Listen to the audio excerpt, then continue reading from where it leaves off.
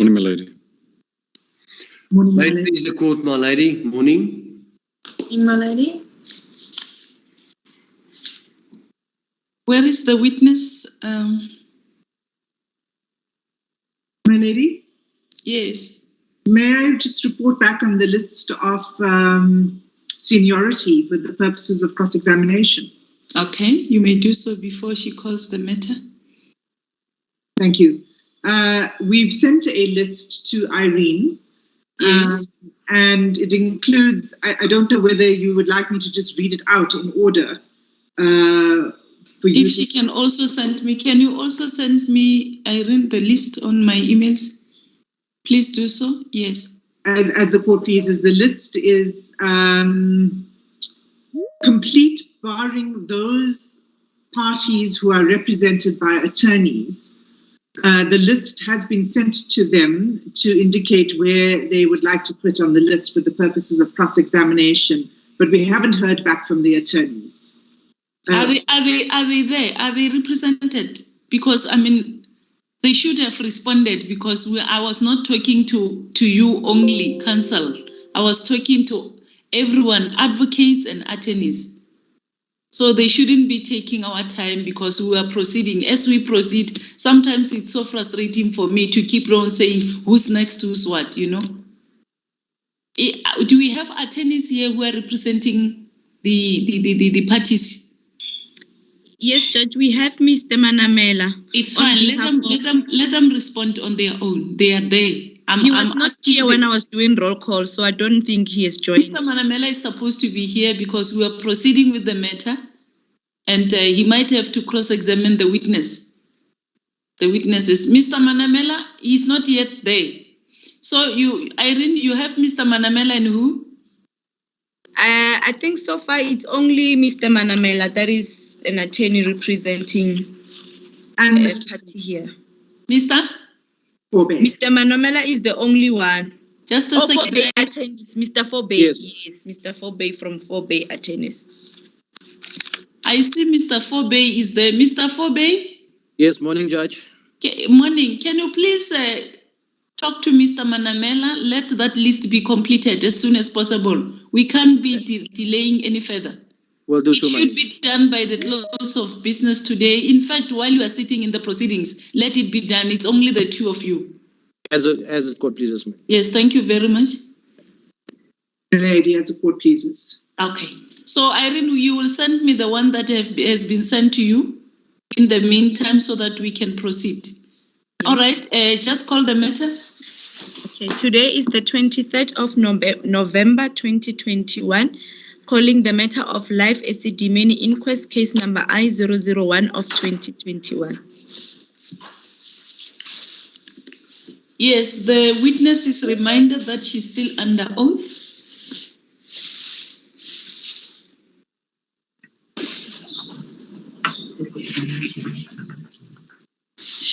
Good morning, sir.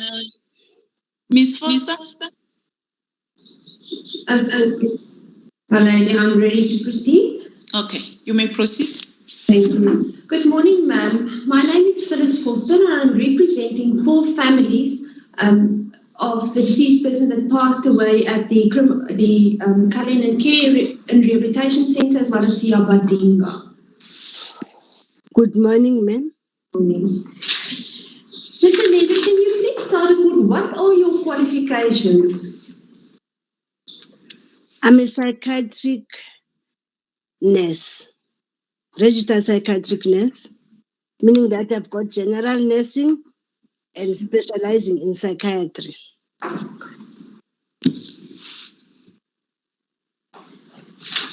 Are you currently still employed by the Department of Health? No, I'm on pension. When did you start working at the Department of Health?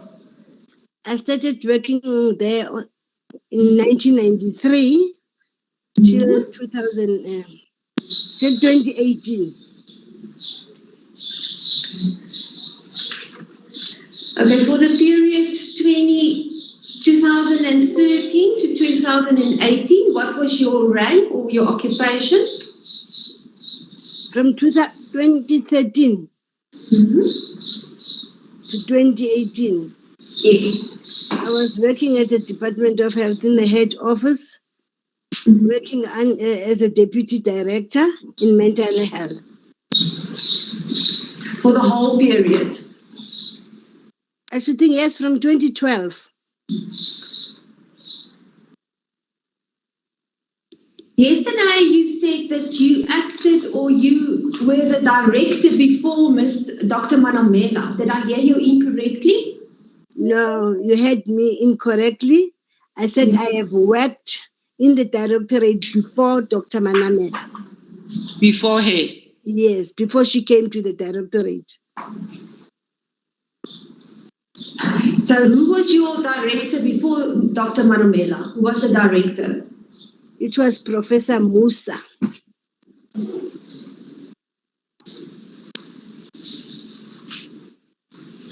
When did Dr. Manamela join the Department of Health as your director?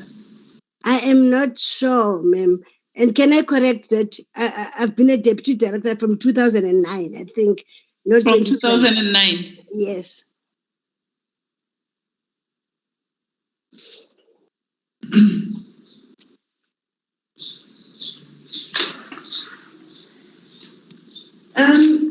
When you started working as the deputy director, what was your responsibilities in 2013?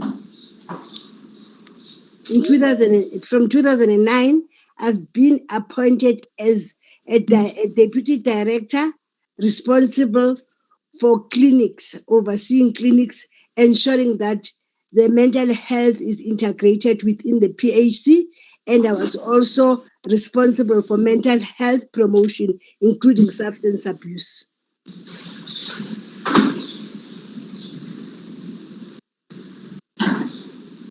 So you had the same portfolio from 2009 until you resigned or until you went on pension in 2018? Yes, Councillor. If you say that you oversaw the clinics, what do you mean by that? Which clinics are you referring to and what did your duties entail? That entailed, as I've mentioned, ensuring that mental health services are rendered from the lower level of care, that is the PHC. All the PHC in the province, I had to audit and check whether they are rendering mental health services. And I also audited and supported the clinics which were rendering mental health services, which were the secondary level care within the community health services. Oh, sorry, I'm just a layperson. Can you please explain to the court what does PHC stand for? Or primary health care. PHC. Thank you.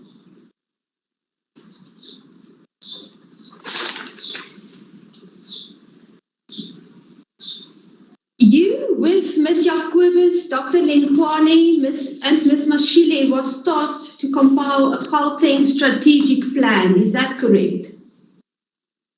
We were working as a team because we received the national strategic document, so we have to align it to the province to ensure that each province is got a strategic plan. Am I correct that it was you, Ms. Mashile, Dr. Lenkwane, and Ms. Jacobus? No, it was I should think that was before Franz Tobane joined us. And there was also Mr. Mutaung, but he resigned. He left us. Who tasked you to compile the strategic plan? Yeah, we were under the directorate of Dr. Manamela.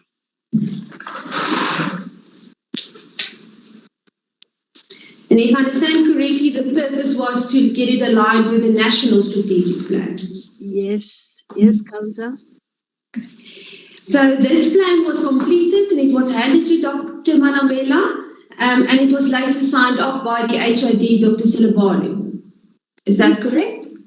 No, it's not correct. It was not signed by Dr. Silibano. It was signed by Dr. Gosner, who was At that stage was the HOD. He was an HOD before Dr. Esidimeni.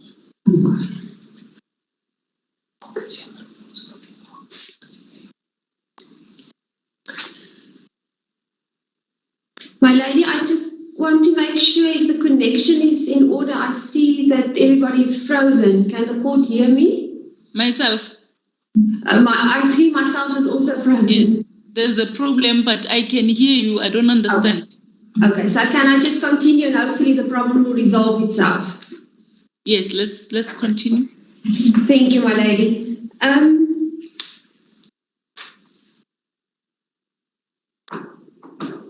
Ma'am, I would like to take you to your statement on page 503.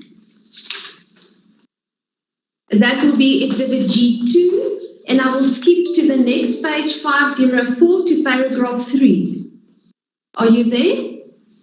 Not Just yet. wait for us, please.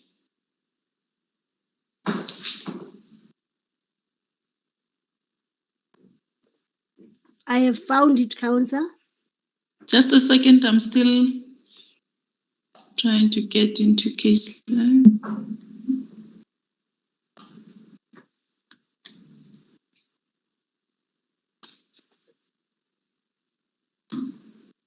I can't remember.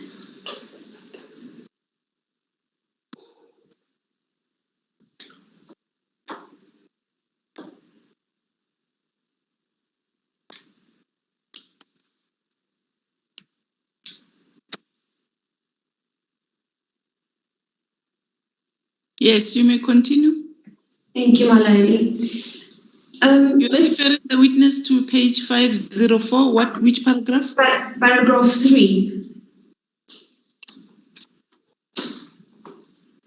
At line 6 of paragraph 3, you indicated that... Let her look at the paragraph first. As good pleases.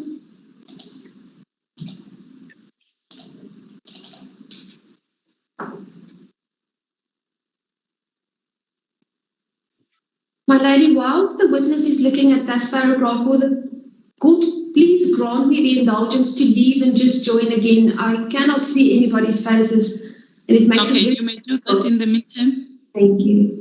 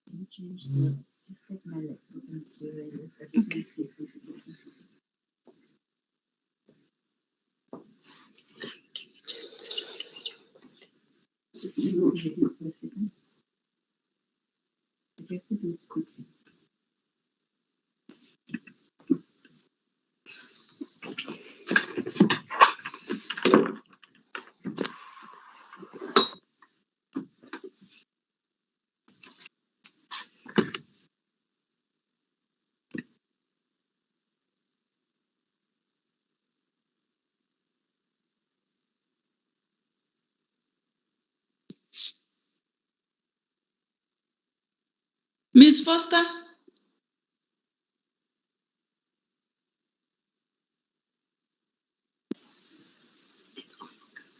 Irene, can you check with her what is happening, or any one of us who can assist? Yes, Judge, I will check with her. It looks like she's having connectivity problems.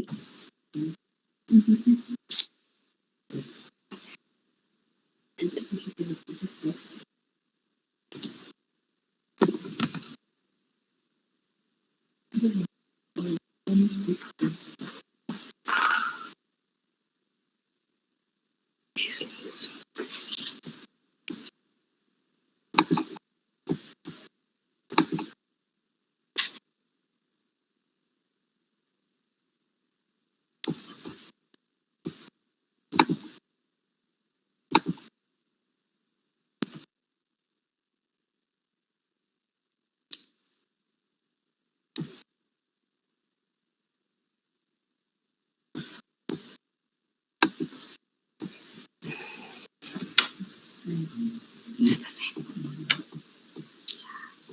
It's even dark. It's darker now. Or maybe because of the light.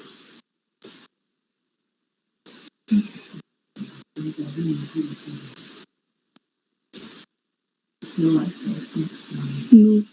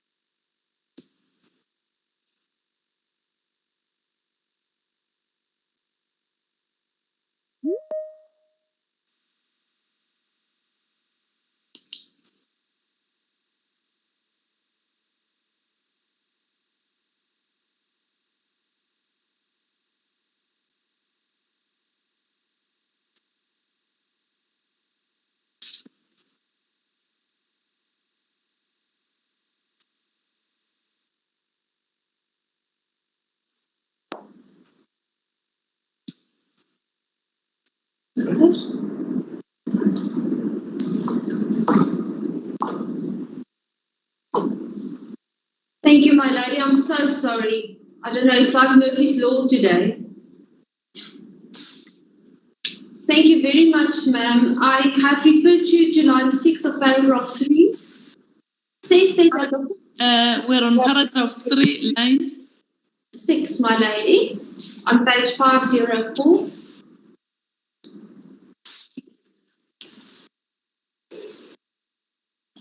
It says Dr. Manomele had already prepared a project plan with my name appearing as the implementer of the project. Do you see that?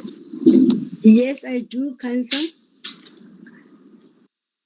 When was the first time that you went to Waverley, Life Esidimeni Waverley? I went to Waverley in April because I was requested by Dr. Manemele to go and check how many patients do they have. And I came back and gave report that there were 601 patients. And from when were you permanently based there with Dr. Lenkwane? Just a second, let me interrupt. April, which year? 2016. 2016. 2016. 2016. Okay, continue, Council. Thank you, my lady. And from which date were you permanently based at Waverley with Dr. Lenkwane? I was allocated in absentia. I was on leave on the 3rd when Dr. Lenkwane was allocated and that she will be working with me. And I joined her on the 11th of May in Waverley. Also at 2016? Yes, of May 2016. If I understand your evidence correctly, is that you only went into the office on Mondays? Yes, to give feedback. Okay. And in these feedback meetings, who were present in these meetings? Excuse, come again? Who were present in your Monday meetings when you went to the office? The whole team, the mental health directorate team. That is Dr. Manamela and the other DDs and our one assistant director as well as the clerical staff. So Ms. Jacobus will be there, Frans Ubani will be there, Dr. Linkwani will be there. Am I correct? Yes, Council. Rochelle Gordon will be there? No. Rochelle was working in Tshwane district. She wouldn't be there in our meetings unless it's a meeting with the coordinators. Okay, so Ms. Jacobus, Mr. Dubani, yourself, Ms. Manamela, and Dr. Linkwani. And Miss Mashile. Mashile. And in these meetings, what will the forum be? What will you discuss? What will be the agenda of this meeting? How will these meetings be conducted? Okay, based on the project, as we were allocated tasks, I was allocated to do placements at Waverley, Salume Mashile, and Frida Sinello. They were allocated to do Randfontein and Randwest. Hannah Jacobus and Frans Tobane were identifying, were tasked to identify readiness of the NGOs. So we would discuss how far are we with whatever task we were allocated. So everybody will provide feedback regarding the allocated tasks, including Ms. Jacobus, including Mr. Tobane. Yes, Council.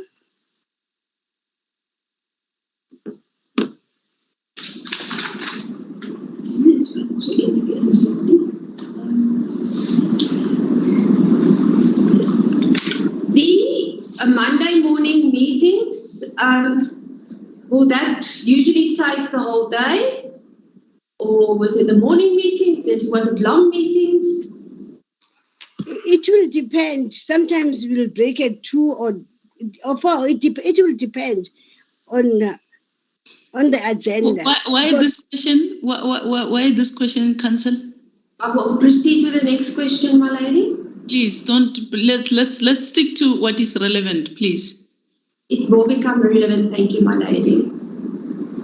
When these aspects were discussed, was there ample time for everybody to raise their concerns? Was there concerns addressed that you look at how to resolve issues?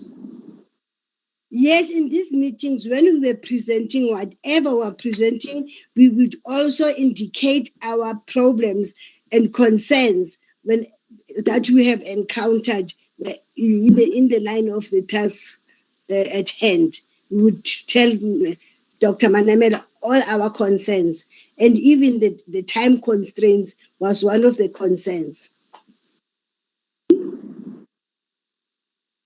And if the concerns were raised, what was her answer to your concerns? How will she respond to them? It will depend on the concern. As if maybe you come up with a problem, you will say, please try and get solutions for this and present to me what you have done before you present a problem.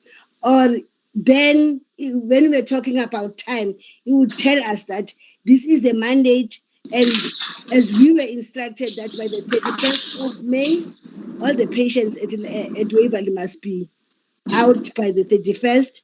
So we have to ensure that all these 601 patients which were identified, they are out of life Esidimeni by that time. Because it's a mandate from the MEC. Ma'am, back to Waverley Life Esidimeni. If I understand your evidence correctly, the last placement was done on the 31st of May, am I correct, of 2016? Yes, Council, you are correct.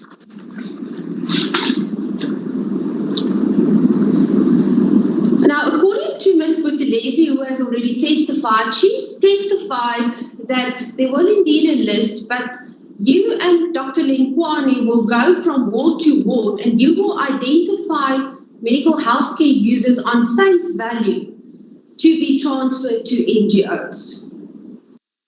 Will that be correct? That's not correct, because we do not know the patients. We were not nursing the patients.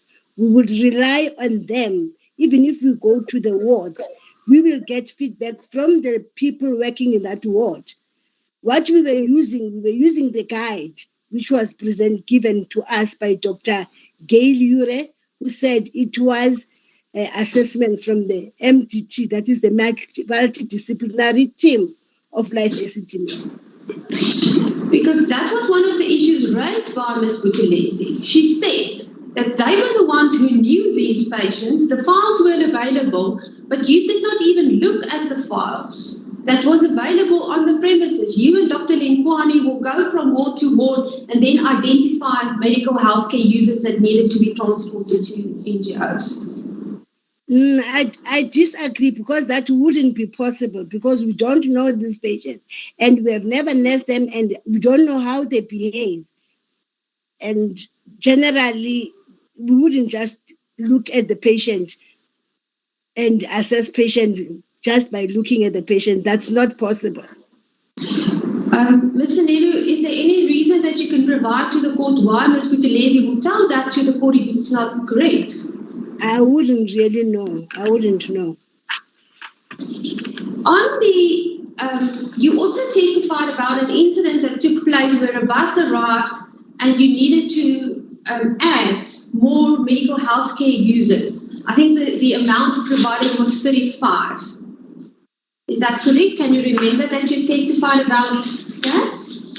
Yes, I remember that the patients who were prepared by Life Esidimeni, after we've given them the numbers that Tsepong is for males and what type of patients can go to Tsepong, and then they can prepare 50 patients. And the number was increased by 35 because the people who came to fetch the patients, they came with a bus, and then they said this is the only time they can be able to come and fetch patients. So in that aspect, Ms. Buthelezi also testified about that. So you would agree that that was a rush process and there was not enough time to prepare these patients that needed to go with the bus?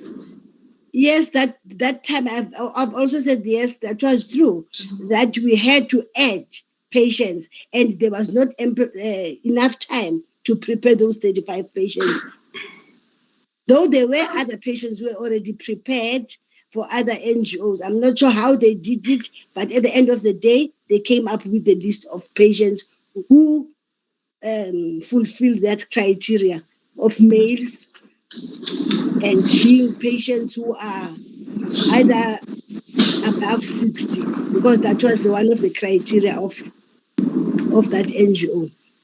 You see, my problem is the following. How you testified yesterday that the instruction to add those 35 people came from Dr. Manamela. Is that correct? Yes. Isn't it that, I'm not sure who phoned her to say that these people came with a bus and they need more patients. And he said, we must prepare more patients for them. That's my question. My question is, how did she know of the 35? No, she was phoned that these people said they cannot go only with 50 patients. And who would have provided her with that information? I'm not sure who phoned Dr. Manamela. I did not phone Dr. Manamela. But they said the instruction is from Dr. Manamela that we must add more patients. Okay, but who told you that the instruction came from Dr. Manamela? It was Mrs. Morale from Tsepong. So that is the owner of the NGO? The owner of Tsepong. So she said that Dr. Manamela gave her the instruction to add and collect 35 more patients. Yeah, because apparently she has explained to Dr. Manamela that they are coming with the bus and that's the only time they can come and fetch the patients. So Dr. Manamela never gave you? No, he never talked specifically with me. My lady, I don't know if there's a hand. I see a hand there. Can I just get the last part? My last question was so the instruction to add page. Yes, there's something here. Yes, who's interrupting now? It's Makani, my lady. There seems to be a network issue. Most of the answers that the witness has given, I did not get them. She keeps on cutting and stuff like that, my lady. Hence, I Does tried it come to from raise your my side? hand. Seemingly, it's from their side because I could see your Can we check with the others? writing. Because I also have problems in hearing the witness. Yes, I didn't from the when they okay, no problem. No, my lady, I don't know if I can just a second, let me find out. Ms. Mboweni, do you want to say something? Judge, it seems that there's a challenge with the network on our side, but I could hear the witness from my side. We're sitting in the because same I wouldn't interfere if there was nothing wrong. So I just wanted to check with the others whether it's me and Mr. Makani alone.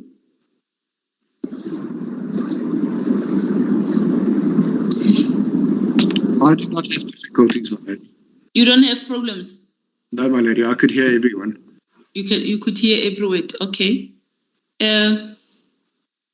My lady, might suggest that we just all log off and maybe log on again. The picture is better now. I can see the scenario a bit better now. But she was very blurry. Yes, I could see her. Yeah. All right. Maybe I think let her also maybe leave the meeting and rejoin. As good pleases. As good pleases, my lady will do that. I think you are fine now, Miss Foster. Maybe the witness can just... As good pleases. As good pleases, my lady will relog. Okay, please.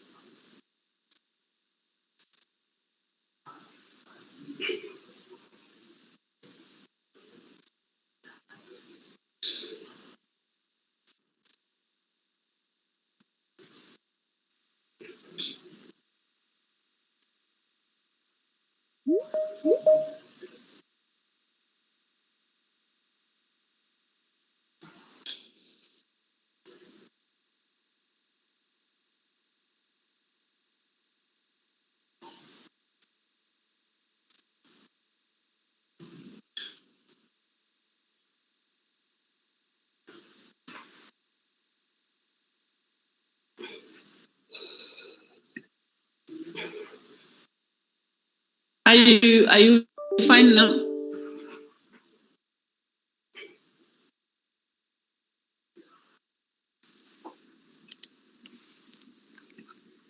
May it please the court, my lady, we have logged the witness back in. Okay, Mr. The witness, Mr.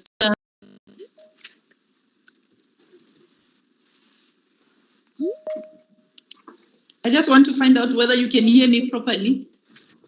Yes, Judge, I can hear you. Oh, okay. Thank you. Mr. Makani, can you hear the witness? Yes, I can hear the witness, my lady. Okay, thank you. Can the witness at least, with your call's leave, be asked the last 3 questions, because that's why I started experiencing problems in hearing her answers. Is it possible to replay this thing, but it's going to take time?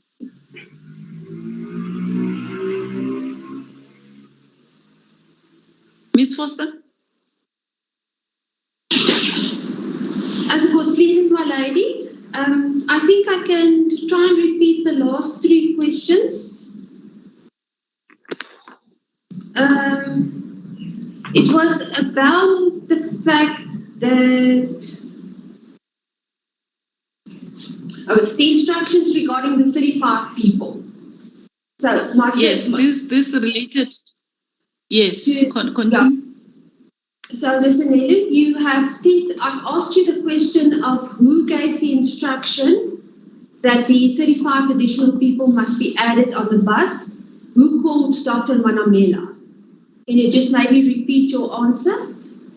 I said I'm not sure who called because I got feedback from the owner of the NGO, Ms. Morale, that Dr. Manamela has said that we must add more patients because it was not, they cannot leave with only 50 patients when there is a space for more people and at the end of the day. Lady, if I may, Yes, I'm listening. The network of the witness is still the same. There seems to be serious challenges. I don't know if we can give them maybe 5 minutes or so to sort it out because she's still cutting.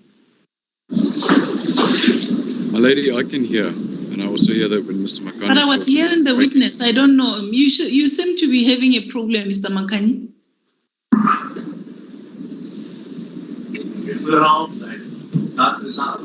My lady, if it was Can only you please my also check your side because we can't be interrupted like this. I think I can understand, but I've been hearing the witness. Miss Mara, did you pick up any problem? No, my lady, I can pick up problems with the advocate's signal. He's Let him breaking also up. check his signal. Yes.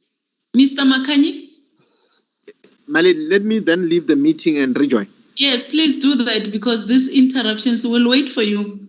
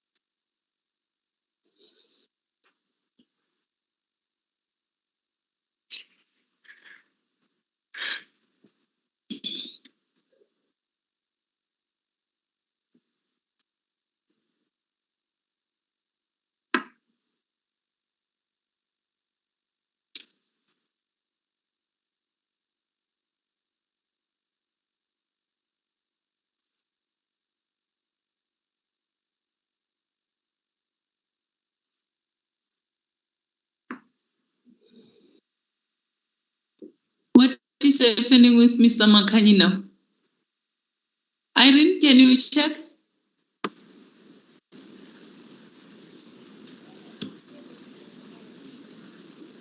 Yes, My Dad. lady, I'm back. Yes, can we proceed? Please, if you don't hear, you must also check your device. Otherwise, maybe, I mean, these interruptions are taking our time. My lady, Okay. As much as it Yes. could be.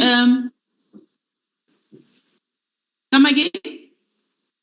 My lady, I'm saying as much as they could be problematic, my lady, but I wouldn't let yes, the but you witness must also testify check your device because I always say when I don't pick up anything, I start by also checking my own device.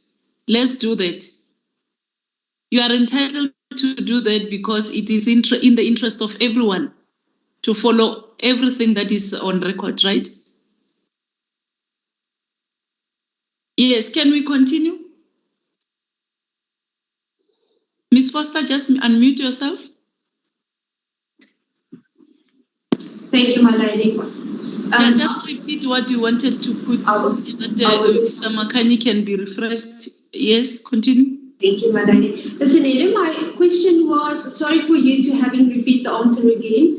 I asked the question, 35 people, the additional people that had to be loaded up onto the bus, who did the instruction, who gave the, how did Dr. Manamela know to give the instruction that the extra people must be loaded onto the bus? I am not sure who phoned Dr. Manamela, but I was informed by Ms. Morale from the NGO that Dr. Manamela has consented that they can have extra 35 patients because they cannot leave with only 50 patients, which is the bus can accommodate more. And they won't be having time to come again. And the bus won't be available. And then my next question was the instruction to do that. Dr. Manamela never gave that instruction directly to you. Is that correct? I've never spoken to Dr. Manamela, Council. So I did not speak to Dr. Manamela myself. You didn't confirm what Ms. Morale was saying? Yes, I did not talk to. You just took her word. I'm not so sure whether I think he also phoned the manager of Life Esidimeni because at that time I didn't see the point of me verifying because it seems it also the manager knew about the instruction.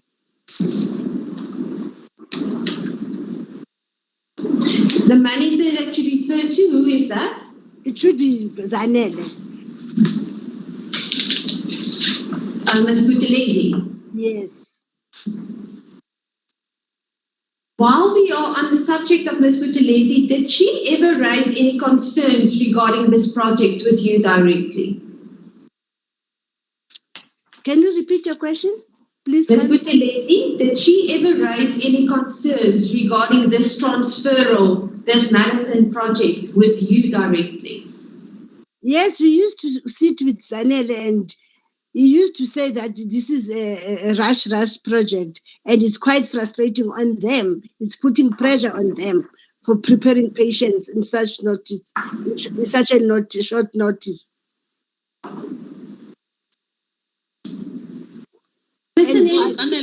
Just a second, Zanele is Ms. Buthelezi. Yes. From Life Esidimeni. Yeah. Okay. Can I add on that? Yes, please. Concerns were also raised on our Monday morning meetings that they are complaining of pressure. And the answer was that they were given 6 months notice long time ago. They could have prepared these patients long time ago. They were supposed to know patients are supposed to be living and they were supposed to have prepared. As I've also mentioned that we had a spreadsheet to show that these patients have been assessed before, but before they leave again, because they were assessed maybe 6 months before, but before they leave, they have also to be assessed. That was the consent of Zanele.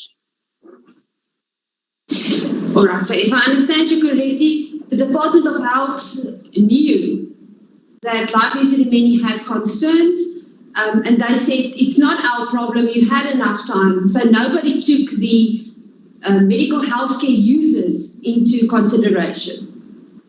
I wouldn't say nobody took the users into consideration. They were expected to have assessed, and that's why we have requested them to give us the assessment they have done. And they have done that. But the assessment was done 6 months before. And now, before the patients leave, they have to be reassessed. That was the consent of Zanele.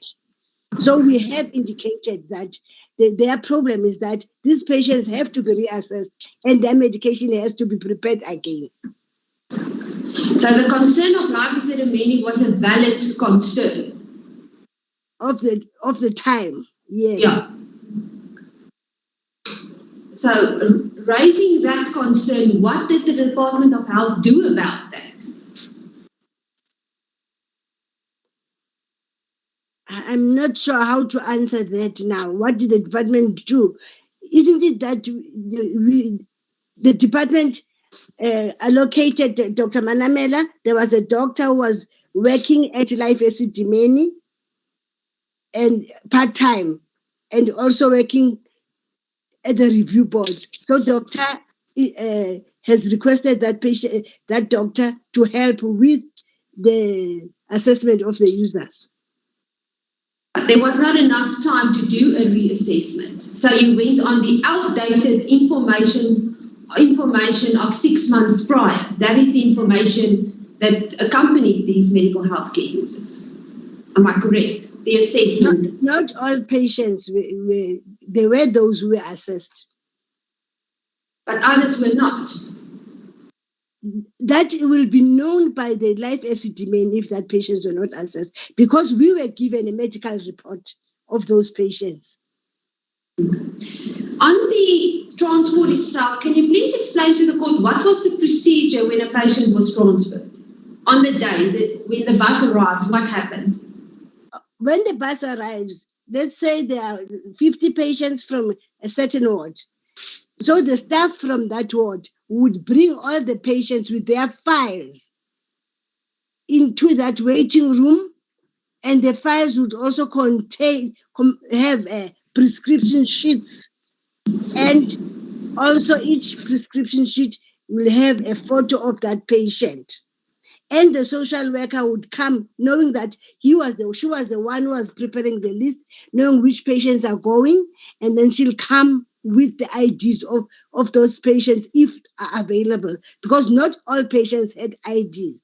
And then they will come into that room, and then in that room, the escorts from the NGO or from a hospital, it was not only NGOs, it was also hospitals, would come in, and the staff of that ward will hand over these patients to the person who's going to be nursing these patients. And usually they come with escorts, they come with their care workers to take over those patients. And then with the list we have compiled, we will also assist them in calling the patients in after they've been physically assessed by both teams, that is the NGO and the Life Esidimeni. They look whether the patient is physically okay and whether are there any recent bruises before they go to the bus. And then from the bus, the people of Life Esidimeni, because they know the patient, they will call them in on that list which we have prepared by the social worker, and call them one by one. And they will tell us, oh, this one is the one, this one is the one.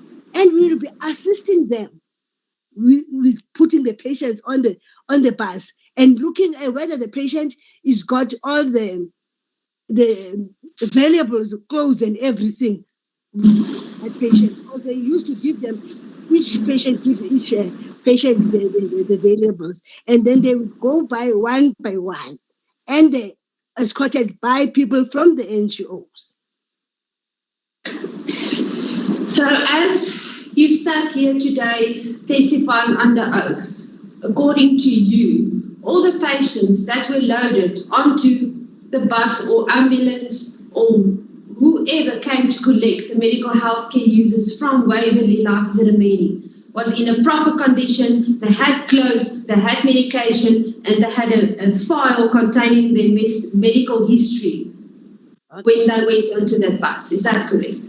All right. As I've already mentioned, Council, that I started on the 11th, and then on the 12th, there was these patients who went to Tshepong and other places. It was not only Tshepong.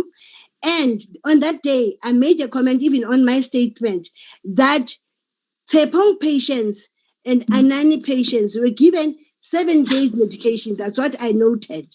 And as NGO, they were not supposed to be given 7 days. They were supposed to be given 28. I indicated to Zanele that they were only given a transfer form, which is written by the doctor, and prescription, as well as that referral form. And they had clothes, but not all of them had enough clothes. And as a result, Dr. Linkwane went to the laundry to find out whether are there no extra clothes which they can give them, because the others didn't even have slippers, but we had to ask Zanele to give them slippers. So the comment of 3 days, it was addressed because we reported that. And Zanele said that was the instruction from their principals that they must give them 3 days. And I said, but it's supposed to be 28. He said, no, 3 days. But it was later addressed after a meeting between Gauteng Health Department and Life Esidimeni. And then the next bunch of patients, they were given the correct medication.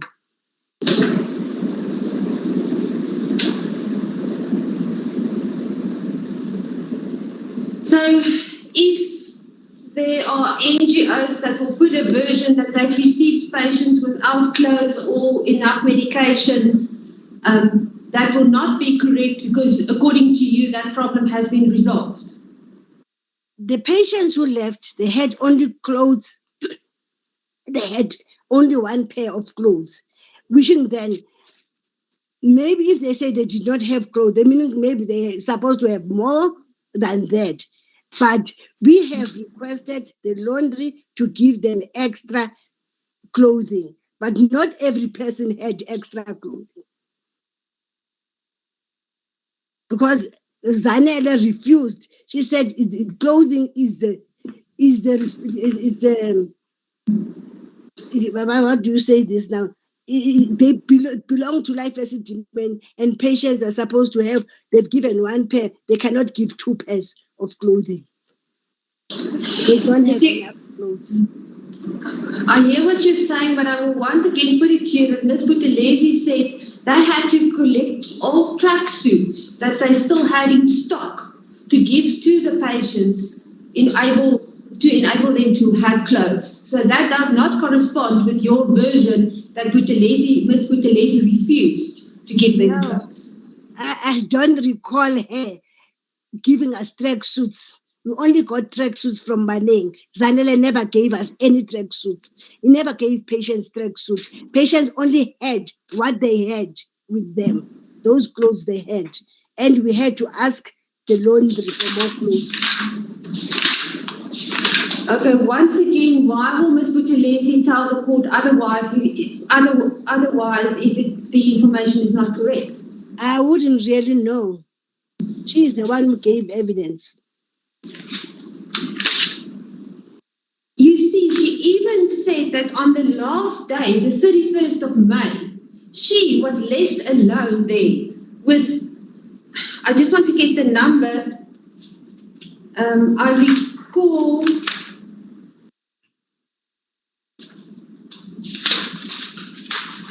I apologize, my lady, if the court can just give me 1 second.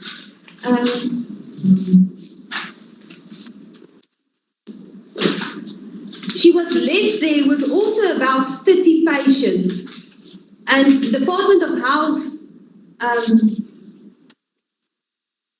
were not present. She did not have food to provide these medical healthcare users with. There was no transport for them and no place for them to be transferred to. And that was on the 31st of May. Yes, on the 31st of May, we left there later after the transporters came, because we organized the EMS to go and fetch, because they said the leftover patients, we were about around 55, because 2 NGOs did not come and fetch them. So we contacted our EMS, who came, and we only left the facility after the EMSs came. And Zanele is the one who took the patients, who escorted the patients to their Life Esidimeni. That's what she said, that since now these patients, they are closing down, they are going to take these patients to their other Life Esidimeni facilities. Yeah, but she was left there on her own with all these patients, with no food, no clothes. I wouldn't really know about food and clothes, but we left there very late also, after we have organized transport for EMS. We never left her alone.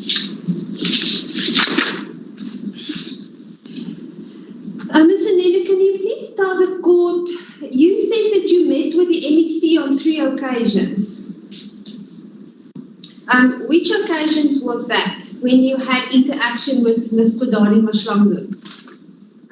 I think it was a meeting where Dr. Manamela was presenting the numbers of our NGOs and our facilities, the hospitals, and it was a long time before, after this project was on, and it was in the HOD's office, and I also met her again in the HOD's office, and again at MON. I think it was 3 or 4 times I've met her. And when you met her, in what was the circumstances surrounding these meetings? Why did you meet her? Why were you there? Why was she there in the HOD's office? It was the report giving. Dr. Manamela was the one who was presenting, and there were other senior managers who were there from the district to give report on the project. Isn't it that on Mondays we compile the report for Dr. Manamela, and then she gives feedback. So I was in one of the feedback meetings. So during these meetings, feedback was provided regarding the marathon project. I'm not sure about the name marathon, but I know it as Life Esidimeni project. That's how it was introduced to me. So he was giving back feedback on the Life Esidimeni project. And indicating how many patients have been transferred so far, how many are still left. And that these feedback included the concerns that were raised and the problems that was experienced?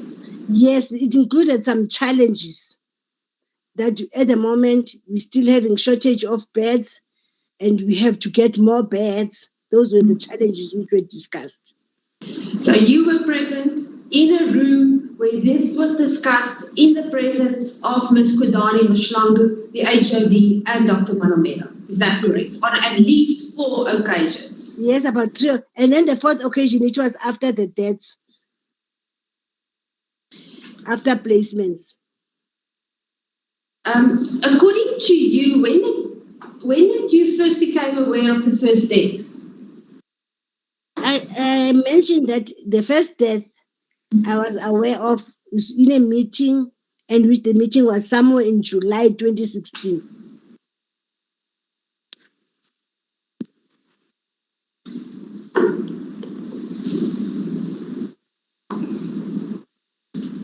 If I put it to you that the evidence before this court is that the first death started occurring at the end of March 2016, will you dispute that? I wouldn't dispute it because I didn't know about that. The only death I know, it was after placement, which was discussed in a meeting in Vescopis. Okay, now you as the implementer of the project, how were you not aware of the deaths that occurred? It was not reported to me or to the director. I'm not sure who was it reported to. It was not reported to me, the first death of March. And it was even before we started placing in March, remember? Okay, the director that you referred to, who's that? If a death happens, the people who at the district, they're supposed to know. The NGO has to inform the district. Isn't it that they are directly the supporters of NGOs? So they're supposed to inform the district. And the district has to inform the department if there are any deaths. So you as the implementer of the project, and according to your evidence today, the director, which I assume is Dr. Manamela, am I correct, were not informed about the deaths. Is that your testimony? Oh, sorry for interruption. I don't know about whether she was informed or not, but I only knew about the deaths after placement. That was in July in a meeting. That's according to my knowledge. Just before you proceed, if you can clarify me here, I got your answer to be saying you were not told, the deaths were not reported to you and the directorate. Was that correct? I say the deaths, usually they were actually... No. Let's go to your response. Okay. Your response when you were asked as to how could you, as the implementer of the project, not know the deaths which occurred somewhere in March? While you say, isn't it your response was this was a follow-up to your response where you said you only knew about the first death at a meeting which was held in July. Now, your response to this, you said the deaths were not reported to you and the directorate. Did I capture it correctly? I don't think you've captured it correctly, Judge, because Yes. I wouldn't know whether was it reported to Dr. Manamela, but to me it was not reported, and I was explaining the procedure, saying that I don't want you to go there because that evidence is on record. So it means when you say it means it was not reported to you. You are referring to yourself only. To myself. I didn't know about the death of... No, it's fine because I just wanted to... Yes, okay, Judge. Thank you. Continue, Council. Thank you, my lady. Mr. Nele, the evidence before this court by Mr. Mosanogi is that the Premier called the MEC and Dr. Mashlangu to his office at the first week, the beginning of June 2016. And he wanted a report back on the deaths that was discussed in the media, and they had to report back to him. Are you still maintaining that you did not know of any deaths? Okay. Can I explain myself, Council? The death pertaining to the project and where I was placing that the Waverley death, it was reported only in July. That's what I know. And there was no other death which was reported to me. But I was aware about the media reports of deaths. I was aware. Oh, okay. I was aware about the deaths from the media.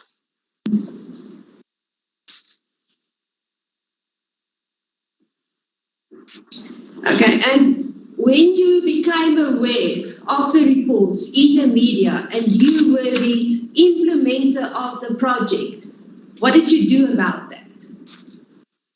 I was concerned with what could be the cause. That's why at the end of the day, after we have placed, we ended up going and doing support to try and find out what could be the problem in the NGOs where we have placed, so that we can try and resolve them if there are problems which can be resolved. You see, that's my next question, because this only happened in September 2019. Okay. Can I answer, Council? Yes, you're welcome. Remember all the placements, they happened between May and June. The last one was the 30th of June in Randfontein. So only after they have been placed, we were requested to do support visits. And the support visits started in July, not in September. The support visits. Mr. Nelu, sorry, I'm going to disagree with you, because I asked you specifically, when was the last placement done? And you said on the 31st of May, 2016. In your own statement, on page 505, paragraph 4, at the bottom, do you want to go there? 505, paragraph 4, the third line from the bottom. Okay, before we go there, can I answer the 31st part? The 31st of May, it was supposed to be only Waverley. And I've mentioned that there were 55 patients who were left over. And these 55 patients, 38 went to Randfontein and 17 went to Barneng. And we had to follow them up. And the last patient who was discharged from Barneng or from Randfontein. That was in June. That's why I'm talking about June. That the transfers were done. But the Waverley one ended in the 31st of May. The Waverley one. That's what I'm trying to... I see a hand from Mr. Brophy. I apologize for interrupting. For the sake of the record, I just wanted to ask my learned colleague, in terms of the date, she had said September 2019. is the date not September 2017? Did she say 2019? Yes, my lady. If you can correct that. Thank you, Mr. Brophy. My lady, I apologize. I did not even realize that. I think I just felt that from the questions, I just felt that you were talking about 2016. I don't know. That's correct, my lady. You'll have to, if you mention 2019, that can be clarified on record. That's good, please, my lady. Thank you, Mr. Brophy. I didn't even pick that up. Yes, if I made that mistake, I apologize. Continue. Ms. Nelu, you wanted to refer her to page 505, yes, paragraph 4. I don't know whether you still you want to refer her to that. Ms. Nelu, I want to refer you to, indeed, as my lady has pointed out, 0505, paragraph 4, the third line from the bottom. Are you on that page? Yes, ma'am. Okay. You said there that on 2016-09-26, so the 26th of September 2016, a decision was taken by Dr. Manamela for me to be part of a team to adopt NGOs for support purposes. I initially objected and informed Dr. Manamela that it was the duty of the district office, but she insisted. And then I ultimately agreed on condition. I'm skipping a few lines. On page 506, line 6, it says, I ultimately agreed on condition. Can you see that? Yes, I can, Councillor. So according to your own statement, you only provided support purpose, adopted support purposes for the NGOs on the 26th of September 2016. That is now months after May, after the placement in May and June. Okay, can I clarify that? Yes, you may. Yes, thank you, Judge. Isn't it in July, after we've placed, we were requested to do support visits?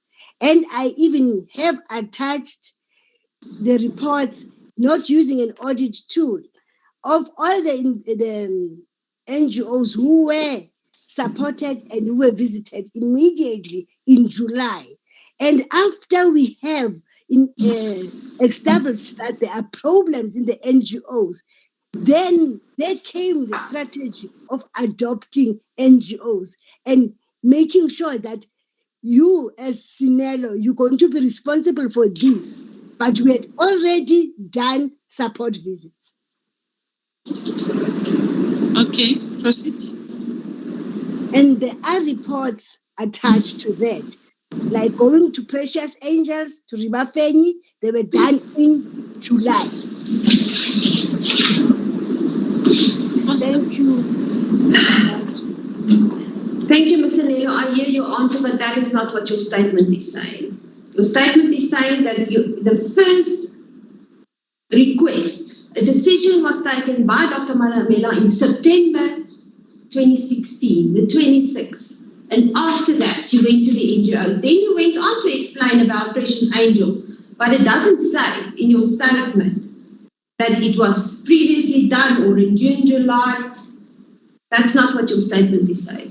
Maybe it was not indicated in the statement, because in one of the statements I had indicated that support visits were done before the adoption came.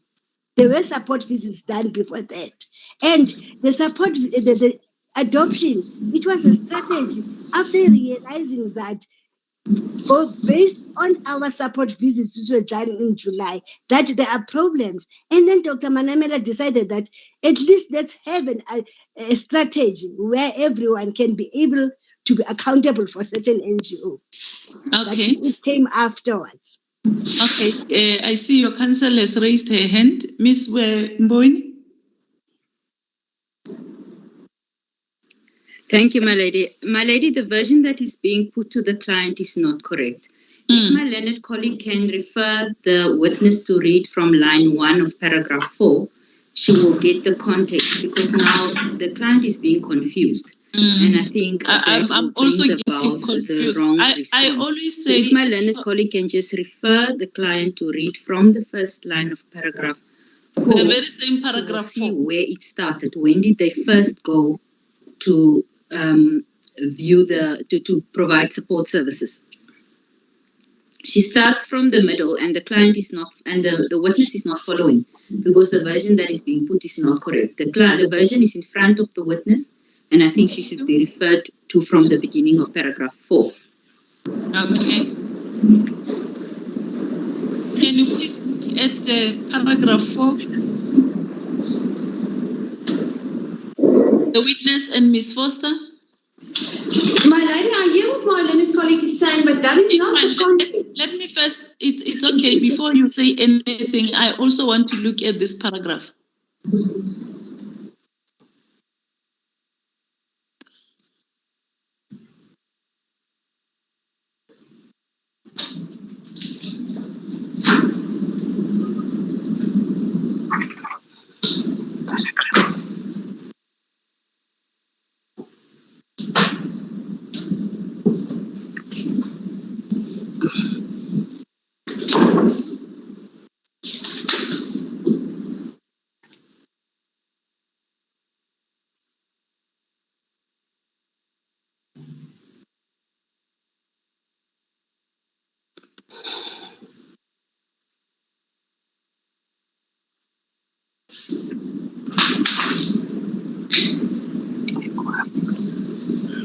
Yes, Ms. Foster. I don't know whether the witness has finished reading the paragraph.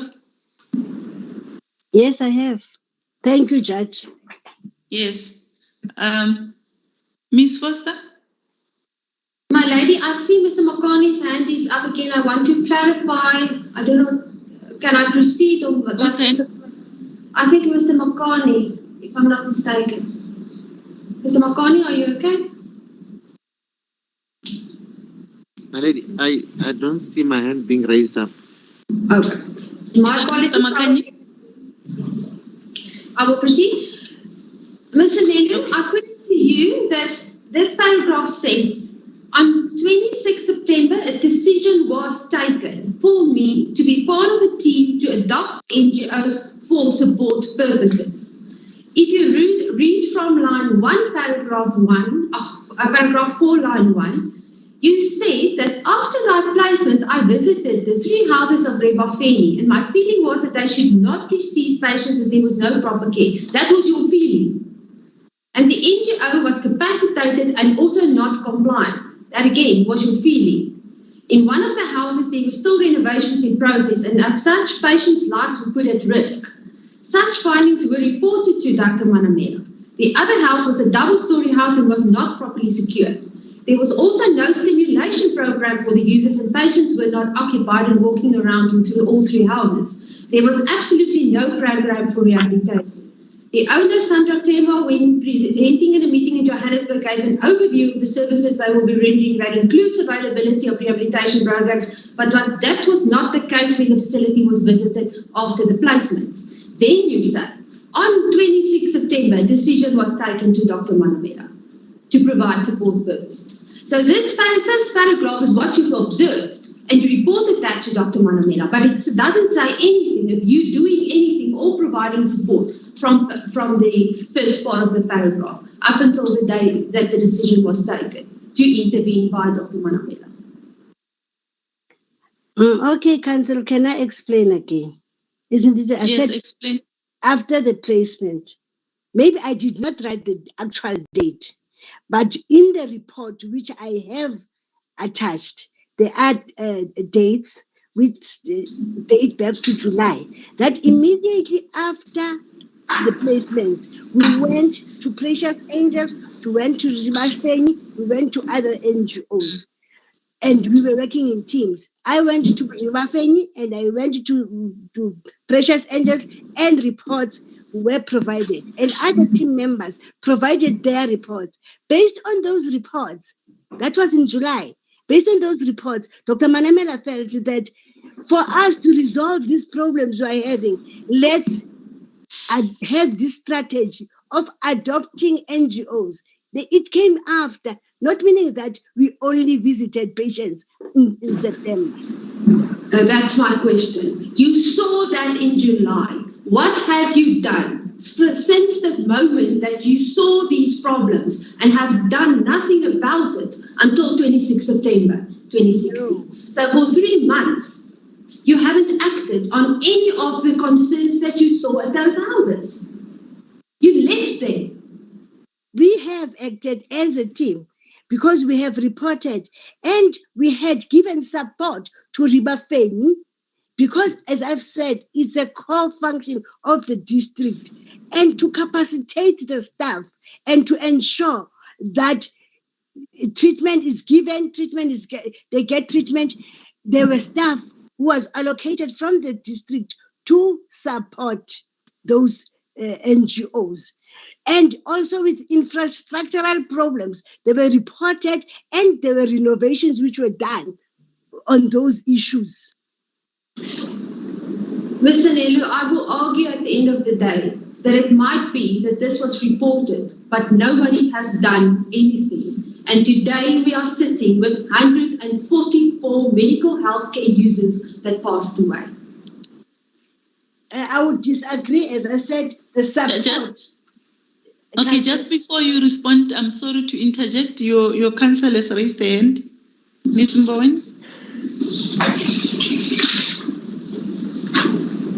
Ms. Mbowen? My lady, I object to this line of questioning. My learned colleague is intentionally misleading the witness.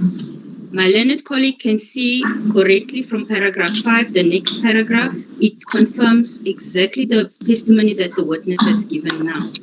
That can be found just at the next paragraph, paragraph 5, my lady. My lady, for that reason, the line of questioning should not be permitted. My lady, the answer is in the very next paragraph and it confirms what the witness is saying, my lady. Ms. Foster, if you look at the next paragraph, just look at the paragraph before you respond. I did look at the paragraph. The paragraph 5 comes after paragraph 4. It comes after the date of 26 September 2016. And that was a statement that I put to the witness that I will leave for argument. And I assume Ms. Mboweni can also clarify that in the examination. I don't know. You are well conversant with this, but my problem is that I don't want statements not to be read in context. That is why I always say leave the witness to read the whole statement before you cross-examine the witness on the statement. Because to avoid taking piecemeal paragraphs or whatever lines, that is why I always say that. So I take it that the record will speak for itself. That's a good case. Unfortunately, that is cross-examination. Unfortunately, the witness do not have the luxury of having their statements in court usually. But in any event, yes, but I just hope proper things are put to the witness. I definitely did not put anything proper to the witness. All right. Okay. But then I see it's tea time. Can we maybe take the tea adjournment? But I'm just before the tea adjournment, can I just yes, make one more submission, my lady? Ms. My lady, paragraph 5 states that immediately after placement. And what I saw, the first line of paragraph 4 talks about after the placement. I visited the 3 houses of Ribafeni. That is correct, my lady, and that is why I'm objecting. And again, in paragraph 5, it says immediately after placement. So this thing, according to what the witness is saying, the issue of the adoption comes after. That's what the witness is explaining. The witness is saying that she started immediately after placement, my lady. Come again? She started? Immediately after placement. Yes. My lady, yes, Ms. That is in paragraph 4. That's the beginning of paragraph 4, and that's not my argument. My argument is that is what she says. Then you get to the part of September, then you get to paragraph 5, which says, I also visited precious angels. So in the line, the sequence of events is very clearly. Paragraph 4 says, after the placement. Then she saw what happened. Then there was only support services provided, a decision taken in September. Thereafter, she also visited Precious Angels, that is in paragraph 5. So that's a sequence of events that's put in her statement.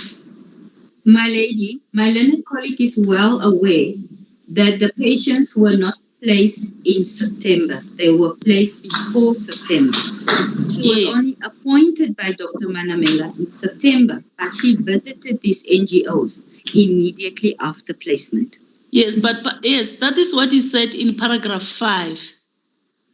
It says, I also visited Precious Angels in Atteridgeville after the placement in the company of Dr. Sophie Lingwane before the deaths were reported.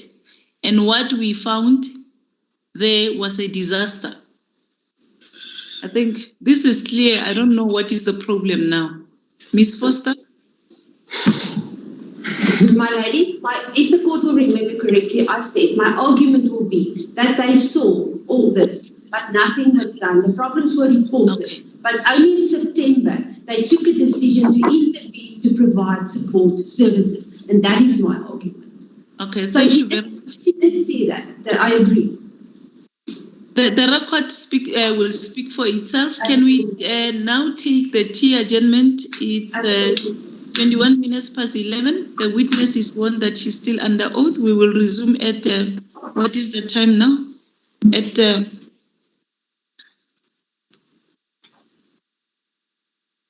1:45. Thank you very much. Thanks.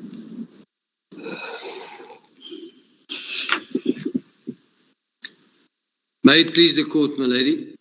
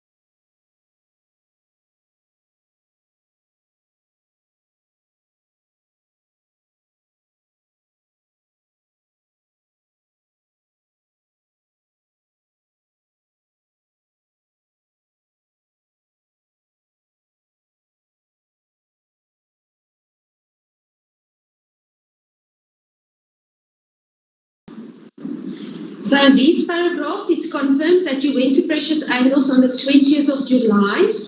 You compiled a report. You reported that to Dr. Manamela. She has not done anything about that.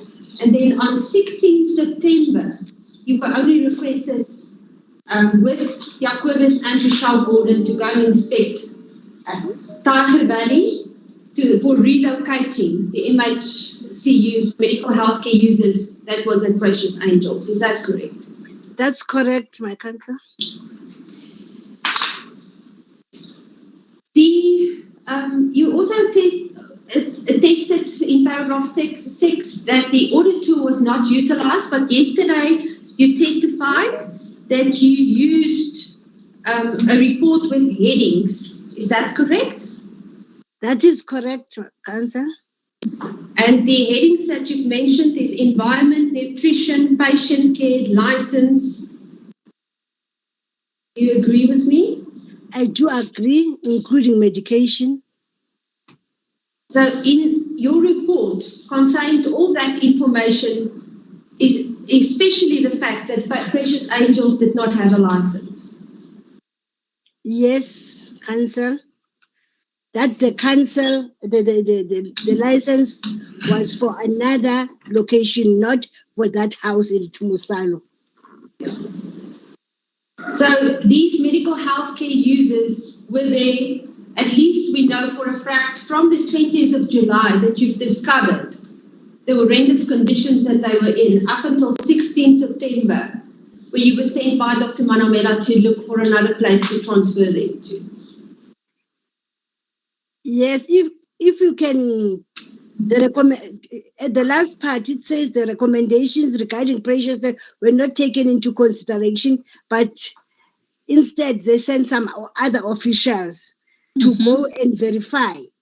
And those officials, they ensured that, because one of the things, which was the court bed, and then they ensured that the court beds were changed into ordinary beds, and they managed to do other things like I said, the direct contact, the copper. Favorable reports is, for example, from Precious Angels, and your answer was, I would not know.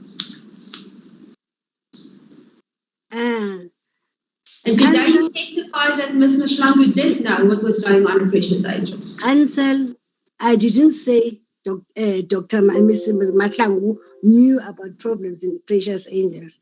I said I reported problems, and I've written a report which was also handed to Dr. Manamela. The only thing I know that Dr. Manamela was aware of all the problems in Precious Angels. I wouldn't know whether Ms. Matlangu was aware. Ms. Anelli, you just testified that even the MEC, Ms. Mashlangu, came to Precious Angels.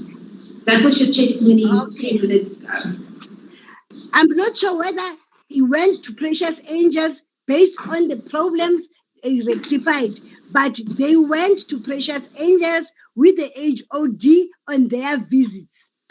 But I was not with them. And the report which was given was that everything was in order. So I'm not sure whether you went to Precious Angels based on the complaints or not. I wouldn't know about that.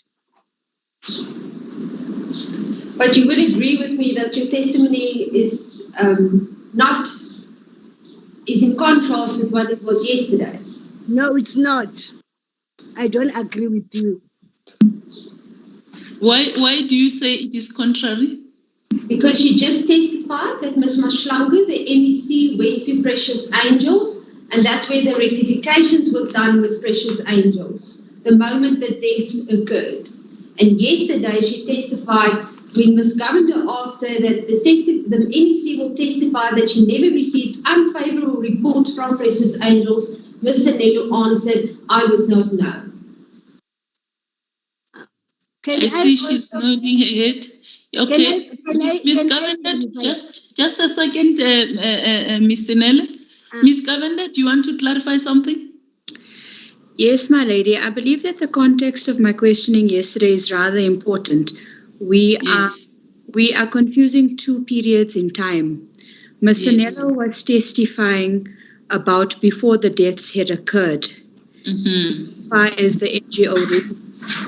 What she testified about now is about after. It's after the death, yes. Yes, I'd just like to clarify that. Thank you very much. Thank you, Advocate. Yes, ma'am. You can continue.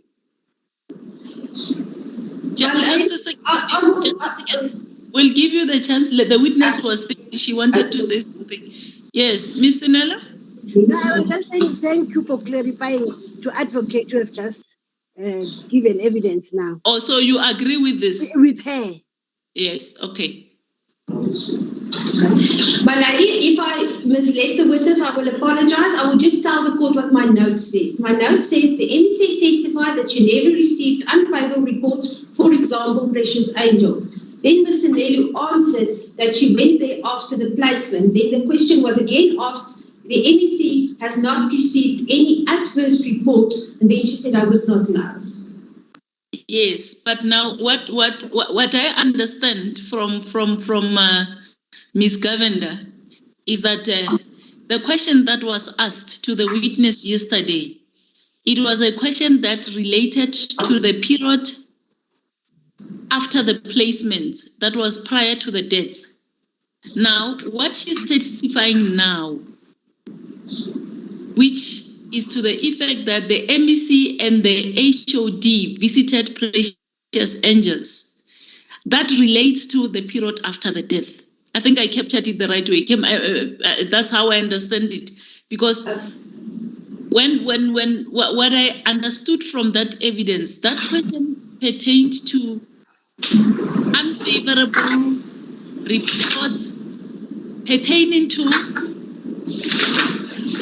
what she was talking about, which related to the period after the placements. Am I correct, Miss Govender? Her ladyship has it correctly. Yes, that's how I understood the evidence. That's why I was waiting. The witness was trying. That's why I asked as to where do you say there is a contradiction? Because the witness was so insistent that there was no contradiction. And I think the issue of the periods clarifies.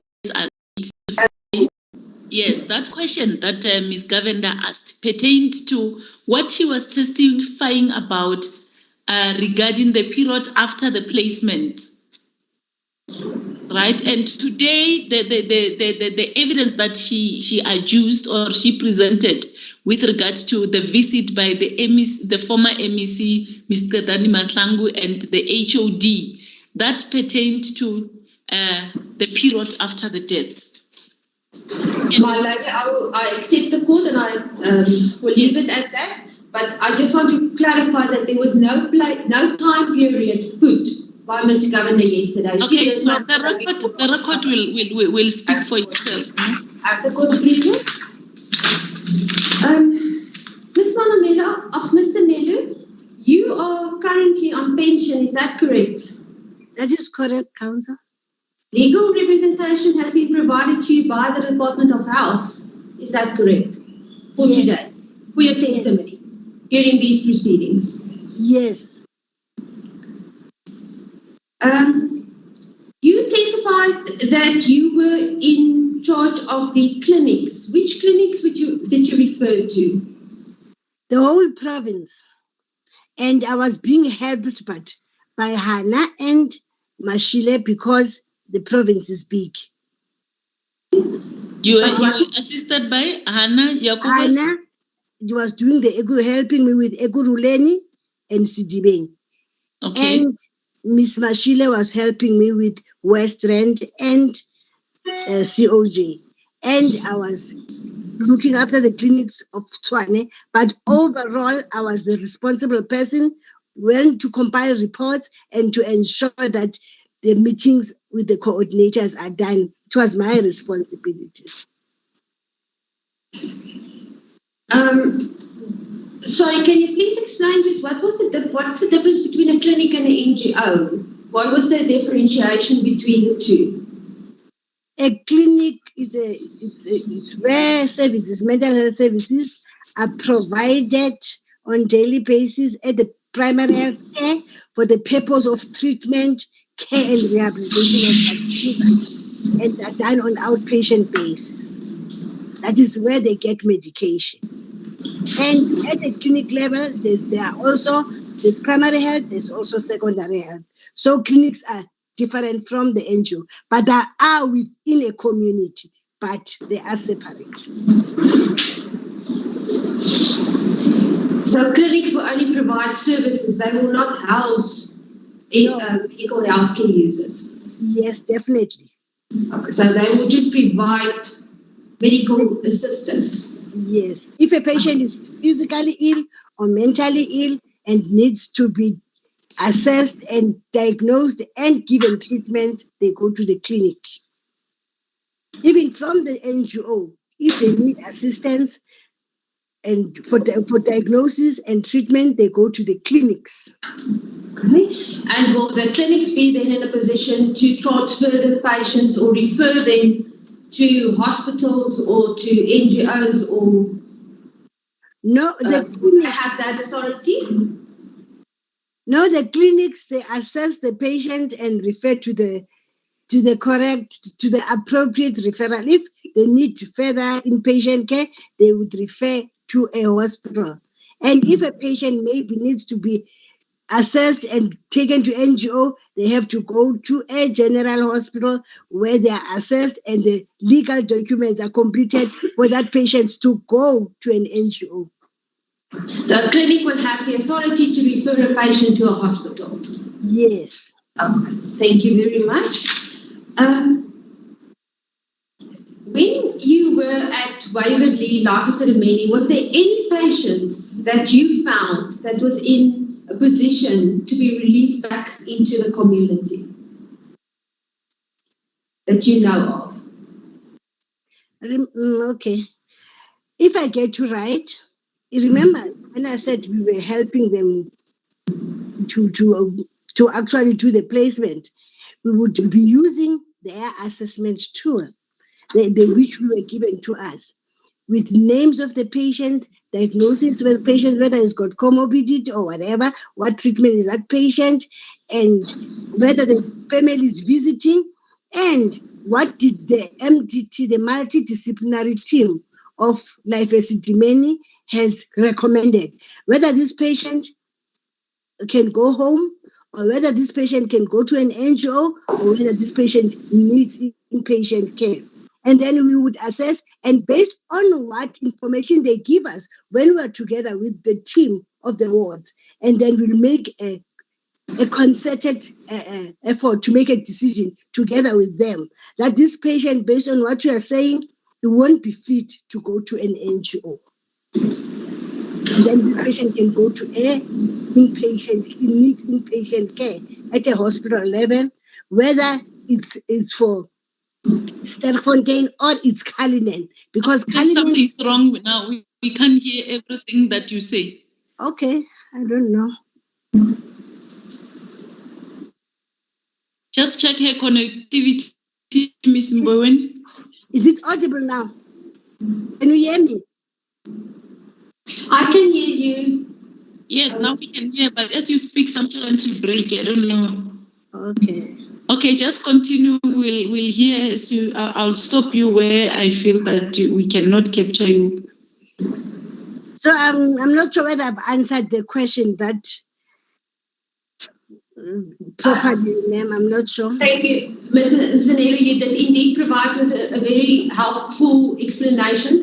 But I want to know, was there any patients that you consentively between the parties have agreed that can go back to the family, that can be transferred back into the community whilst you were at Life Esidimeni Waverley? Yeah, there were some patients who were stable on treatment and who were mobile, who could go to NGOs.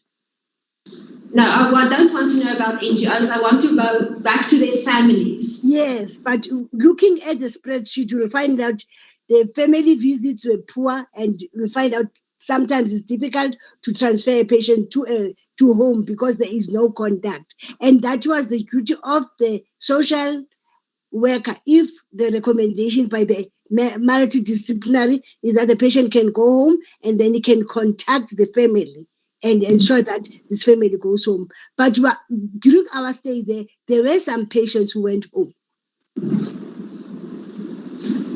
Okay, so if I understand you correctly, there was no patients that were released, although they were fit. There was no patients that could be released back to their families whilst you were at Waverley because the families were not present or were not available to take care of these patients, and that's why they had to go to the NGOs. So no patients were released to family members. That's what I want to know. I wouldn't say that because there were some patients during that period. You remember I said I found this patient, there were 601, but according to the list, there are those who went to their families. But I don't do discharges personally. So the Life Esidimeni has discharged those patients home, those who were suitable to go home, and those with their families. Within that 601, there are patients who went home during that period. But the process was done by people from Life Esidimeni, not us. And you would not know how many? No, I wouldn't know how many. But if you go to records, there are records of exactly where the 601 went. Okay. But the 601 was determined by Life Esidimeni. It had nothing to do with the Department of Health. Am I correct? It was their process and they released the patients to their families. Am I correct? Yes. The 601 is patients who belongs to the Life Esidimeni who are still to be transferred, whether home, NGO, or hospitals. Listen, let me just tell you where I want to get at. We understood that one of the main reasons why the Life Esidimeni project was implemented was because of the department, the feel that there was patients at Life Esidimeni that can be treated by their families that's kept at Life Esidimeni. So that's why I'm asking the question. During your stay there at Waverley, do you know of any patients that stayed at Life Esidimeni that was suitable to be transferred to their families and did not need to be at Life Esidimeni or at the NGO?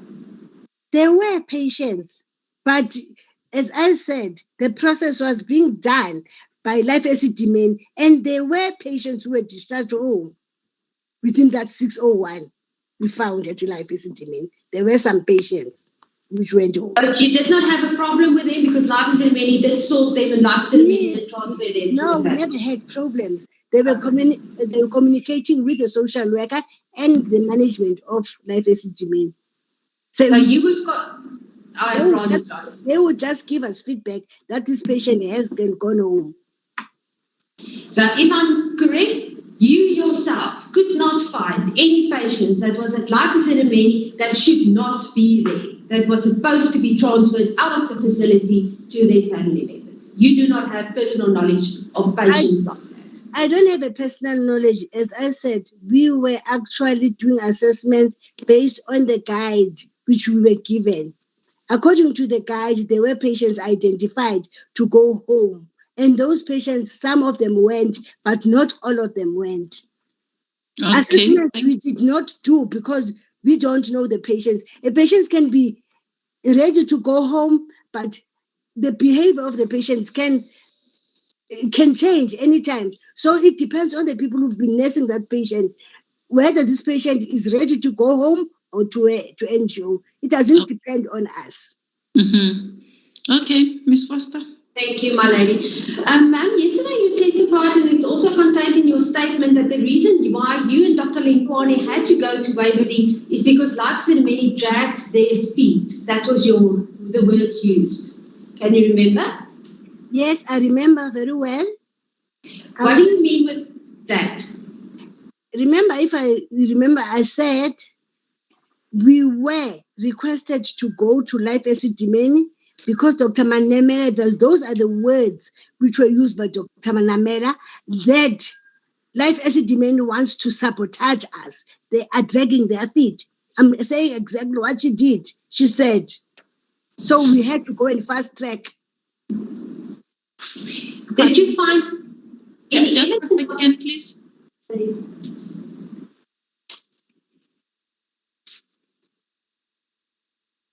Yes, continue. Did you find any evidence of a sabotage or that they were dragging their feet? No, in my opinion, I didn't, because I worked well with Zanele, because we were working together, helping each other. So I didn't find any sabotage, except that he didn't want to give us clothes, the second items of clothes. Except that when we were asking for clothes, he said they belong, they are property of Life Esidimeni. You cannot give extra clothes to the patients.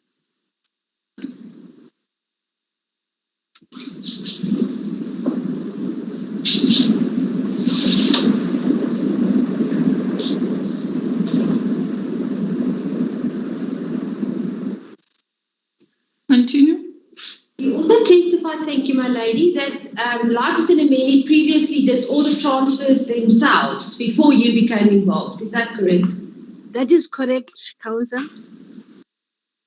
Ms. Nelo, I see that you're touching your eyes. Are you okay? No, my eyes, sometimes they itch. Okay. All right. You must tell me if you are uncomfortable. It's old age. Well, you look very well for somebody with old age. I must compliment. Okay. I want to know the previous transfers that was done by Life Esidimeni. Did you ever depict any problems, or did the previous transfers went smoothly? Was there any problems discovered previously when they did it on their own? There were some problems there and there, that a patient would not be manageable in an NGO, but then that NGO will take them back to the hospital, and then we follow the process of being admitted. Okay. But you see, that was also the evidence provided by Dr. Mukwashwa as well as Ms. Buthelezi, that the patients did not adapt well, and then they needed to come back to Life Esidimeni, and that's one of the reasons why they could not get the amounts down and get the patients transferred. So you would agree with that? I would agree that some patients become unmanageable, and according to the Act, they're supposed to be, if they've been discharged from Life Esidimeni, they have to follow the process of being admitted again. So they have to via the general hospital before they go back, unless they were on leave from Life Esidimeni. Ms. Anena, there was a meeting at Waverley Life Esidimeni with the family members of the medical healthcare users. Do you know of that meeting? Yes, I'm aware of the meetings. There were 2 meetings. There was one at Waverley and there was one at Randfontein. But I did not attend the Waverley one because I had other commitments. I had to go to social development for another meeting. So I attended the Randfontein one. Can you tell us what happened at the Randfontein meeting?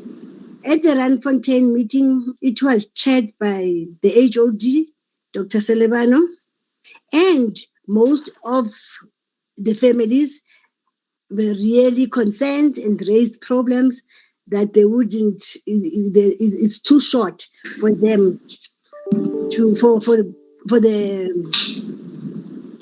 the patients to be transferred to NGOs. They were given a short notice, it will not work. So they were advised to form family committees so that where they can actually raise their problems. So was that the only way that their concerns was addressed, that they must form these family? And then after that, there were meetings with their families, but I was not involved in the family meetings. Mr. Franz Tobane was the one who was responsible for the meetings, together with Mr. Musonekwe. They are the ones who attended these meetings.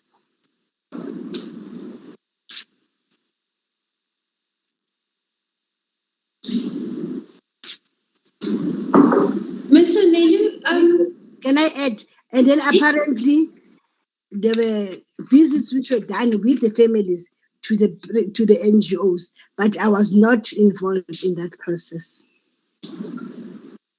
Was Ms. Dr. Manamela present with this meeting at Randfontein? Yes, she was. And the MEC, Ms. Mashlange? No, that's why I said it was chaired by the HOD. She was not in. Mr. Nelu, can you please tell the court how was it possible that you did not realize that the NGOs were not ready? You testified that you only realized it afterwards. What do you mean by that? Remember, when we went to the NGOs before, it was before the process totally.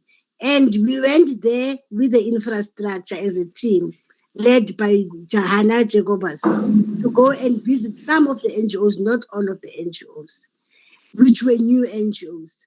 And the infrastructure, the purpose was to check whether how many beds can be accommodated. And on the mental health side, they requested, especially Hannah, because of the lead, requested the HR of that institute. There were no patients within that time. But when the placement happened, for us to be able to go and place, we had to rely on the team who were allocated to identify readiness, which were Hannah and Franz. So we relied on them. That Anani, always making it comes quick on my mind. Anani, as an NGO, is ready to receive such patients. And then we will utilize that information in order for us to inform everybody that there are places in this NGO and what type of NGO it is. So if I understand your evidence correctly, Mr. Tubani and Ms. Jacobus were the ones who convinced you that the NGOs were ready and that the medical healthcare users can be transferred to those NGOs. Yes, they were the ones identifying readiness that now you can refer. And during these Monday morning meetings, was there any concerns raised by either Ms. Jacobus or Mr. Tubani that the NGOs were not ready and that the transfers cannot proceed? Yeah, there were some concerns like the shortages of beds, and you'll find out that an NGO is supposed to take 20 patients, but they don't actually have physical beds. They would come and tell the team that we understand that this NGO's got 20 beds, can accommodate 20 patients, but it doesn't have physical beds. Those were the problems they have. And sometimes, because there were no patients at that time, and they were busy collecting staff, ensuring that they have enough staff. Those were the concerns they were raising. So if I understand your evidence correctly, on Monday morning meetings, they would raise these concerns, but at the time when you transferred the medical healthcare users from Waverley Islam Esidimeni to the NGOs, you were under the impression everything was okay with the NGOs and they are fit and proper and ready to receive medical healthcare users. Yes, Cancer. Now, Ms. Buthelezi testified that Ms. Jacobus also came to Waverley Life Esidimeni. I was not present when she came. Okay. So, would you say that Ms. Jacobus and Mr. Tubani placed you under the wrong impression? I rely on their information as they were allocated, as people who are identifying that this NGO is ready to receive. So we use that information. But then your evidence is further that when you went there to these NGOs after the placements, you discovered they were not ready. It was a disaster.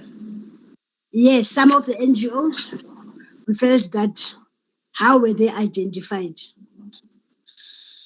Okay, Mr. Nelu, if you did not know about, you said that you were not involved in the NGOs, how did you know about the people that came to the office to make presentations on how to be registered as an NGO? Remember, if there are meetings, especially within the office, the whole directorate is involved. We happen to be in that meeting also, all of us, even if we're not doing NGOs, even if we're not doing clinics, even if we're not doing hospitals. If there's a meeting, we are all in that meeting. So they came to present on NGOs. During those meetings, were Mr. Musanoki present?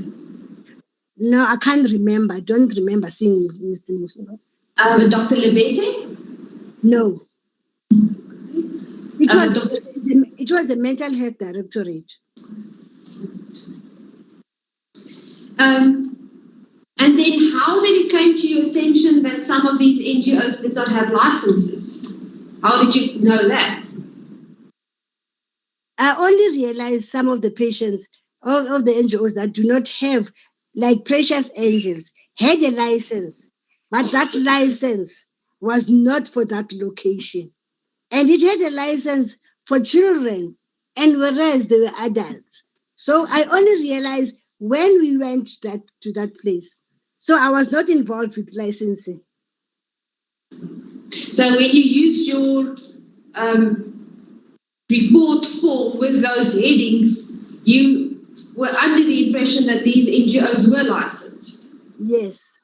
Properly licensed. They were licensed and they're supposed to actually display their licenses. So Precious Angels displayed a license for Kalafong Heights, and we made them aware this does not belong to this location where you were. Where you are.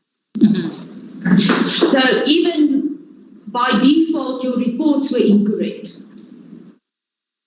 I don't understand. If you indicated there was a license, it's because you assumed there were one, so your report was by default incorrect. Didn't I specify that the license was for another location? I also specified license is there, but it's not for this location. Yes. Okay. Ms. Sanelu, can you please tell the court, why was it so important for you to write the letter to the Chief Financial Officer regarding the support, what did you call it? Financial support is fine. That amount, that's not subsidy, that you used another term, I apologize. Start up. That's correct. Yeah, that's indeed. What is that? Okay. I said we were having a meeting, and in that meeting, I advised that since I've been in the directory for some time, even if I was not responsible for NGOs, the new NGOs are usually given a startup funds so that they can start, because they don't have any, some of the NGOs do not have anything. So they're given a startup fund. So what about us giving these new NGOs, because they are struggling, what about not giving something? Then I wrote a motivation to that effect, which is, I don't know what happened to the motivation. So you realized that there was a problem and that the NGOs were struggling? Based on my previous knowledge, that NGOs, when they are starting, they struggle. So that was why I recommended that. And that letter was given to Dr. Manamela, but she never signed it. You don't know what happened to that suggestion. Yes, I did give it to Dr. Manamela. And I'm not sure what happened to the letter, because I never get a feedback on that letter. The meeting that you were present with the NGOs at Westkoppies when you learned about the death, why were you present at that meeting with the NGOs? Remember, we were all involved in the placement. So these were follow-up meetings to ensure, to find out from the NGOs how they are doing. So we had that meeting at Westkoppies to find out how are the NGOs keeping. Okay, what did the NGOs report to you? How were they keeping at that stage? They were mainly, their problem was finance, because apparently they were not paid. What problems were conveyed to you? What kind of problems? It was me and the team, not me alone, that they are struggling with getting funds. It was the first month, and now they are struggling to actually manage their NGOs because of funds. That was the main problem, which was identified in that meeting. And would you say that that problem was the main problem voiced by all the NGOs present? Yes, if I remember well, I think most of the NGOs, they were not paid in July.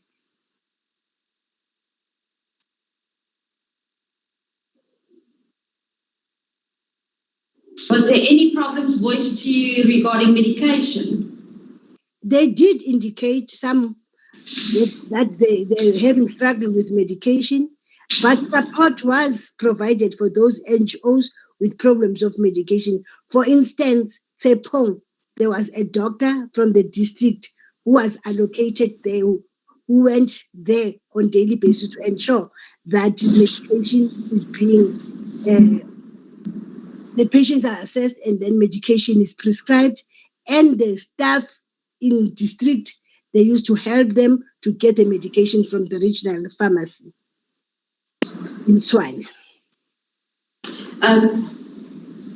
I'm sorry, this might be an unfair question, so if you cannot answer that, please tell me. But did you get the impression that they voiced this concern regarding medication and it was immediately resolved? Or did you get the impression that this problem had been going on for a few days before there was a resolve regarding the issue of medication? In most NGOs, it was resolved immediately. I didn't understand that it was not resolved because they were really, Tshwane district was really giving support. There were district coordinators who were allocated for each and every NGO. Even if I go for my support, I used to go with a district coordinator to those NGOs. Did you receive any problems regarding clothing or blankets or food? Yeah, initially, as I said, they were not paid. They were complaining of food, that they cannot sustain themselves because of food. But other NGOs, they made plans, asked for donations, and the staff, especially Hannah, helped them with blankets and all those issues. They were helped. And some of them, because we are also doing the private hospitals, when we are doing audits, we would ask them to help with things like blankets. Precious Angels was helped by a Keso clinic for some blankets because they also complained of not having blankets. So we were helping in such cases. But they did complain of such. If I understand your evidence yesterday correctly, you even knew about the problems at Rebafeni, that they only had a night nurse, a registered night nurse available. Did I understand your evidence correctly? No, we did not understand it correctly. Oh, please explain. Sorry if I misunderstood. Please rectify my mistake. I said they had inadequate staff in Rebafeni. They didn't even have a registered nurse on permanent basis. It was an enrolled nurse, that is a staff nurse who comes on sessional basis and who visits both there were two houses. He visits those two houses. So there was no nurse allocated at night. It was the care workers only at night. Was that a contravention of the Medical Health Act, of the Mental Health Act? No, it was not. Yeah, because they are in an NGO. If they are adequate care workers, it is appropriate at night. Thank you. If they are adequate.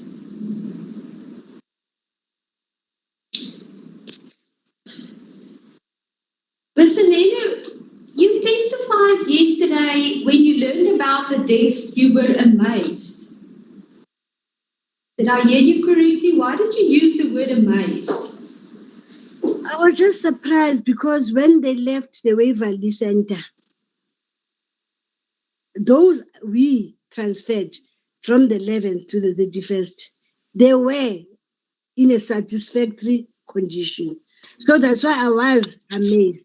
But most of the deaths which happened, they were not from Waverley. If you can look at the list, they were from Randfontein and Randwest. Or most of the deaths which happened. They were from Randfontein and Randwest. Most of the patients who died. But there are those who died from Waverley. But in Randfontein, maybe Randfontein had more numbers. Maybe that's why the deaths were more. So I was a little bit surprised. What could have been a problem? Why did these patients die? Though maybe a person there was a patient who was a little bit sick from Waverley who was Sina. I've forgotten the Sina Musalo. I remember she was sick, and then the following day, when after they have transferred, we made sure that we went to Tsepong to check this patient, whether this patient is getting any medical attention, and we assisted Tsepong to take the patient to Kalafong for physical assessment. And in your experience, because you've got years and years and years of experience, what did you in your mind think could have been the cause of these deaths? There are several factors related to deaths. I wouldn't really know. So I wouldn't really speculate that this could have been the reason for deaths. But you were surprised it was not supposed to happen. I mean, because they left in a satisfactory condition, those I transferred. Just on this one, those that you transferred, are you referring to those that left Waverley to other places? Yes, those who left Waverley because they were actually assessed physically by both teams, the nurses and also the people.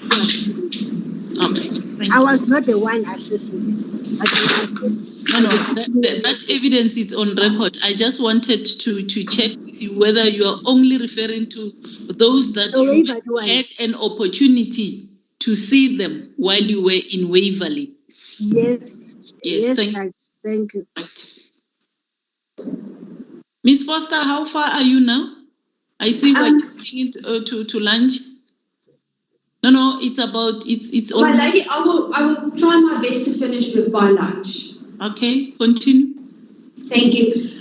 Ms. Sinelu, are you aware of the Ombudsman report that was compiled, the Ombudsman report? Yes, continue. That was compiled in this regard, relating to the deaths of the one that was compiled by Dr. Mahoba.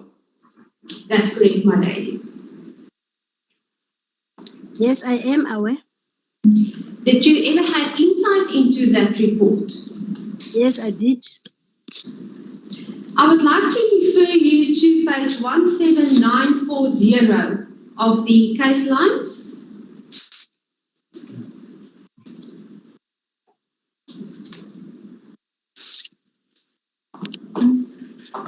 And I would like you to look specifically to paragraph 1.4, the first bullet point, please.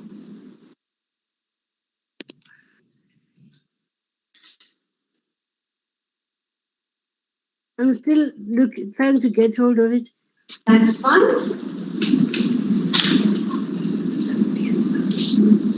Which page? 17940. Yes, I'm in it. Paragraph 1.4, the first bullet point. Just hold on. There it is.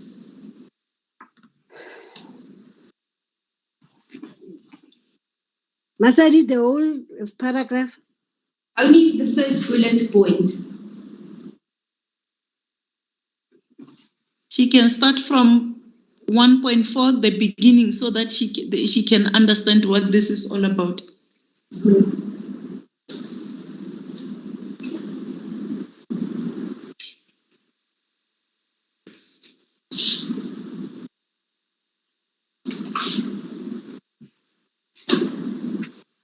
My lady, with the court's permission, may I read it into the record? It's only the first paragraph that I'm referring to. Yes, but let her get the context. Only just the top part of 1.4 before the bullet point. Then she can read that together with the first bullet point. Absolutely.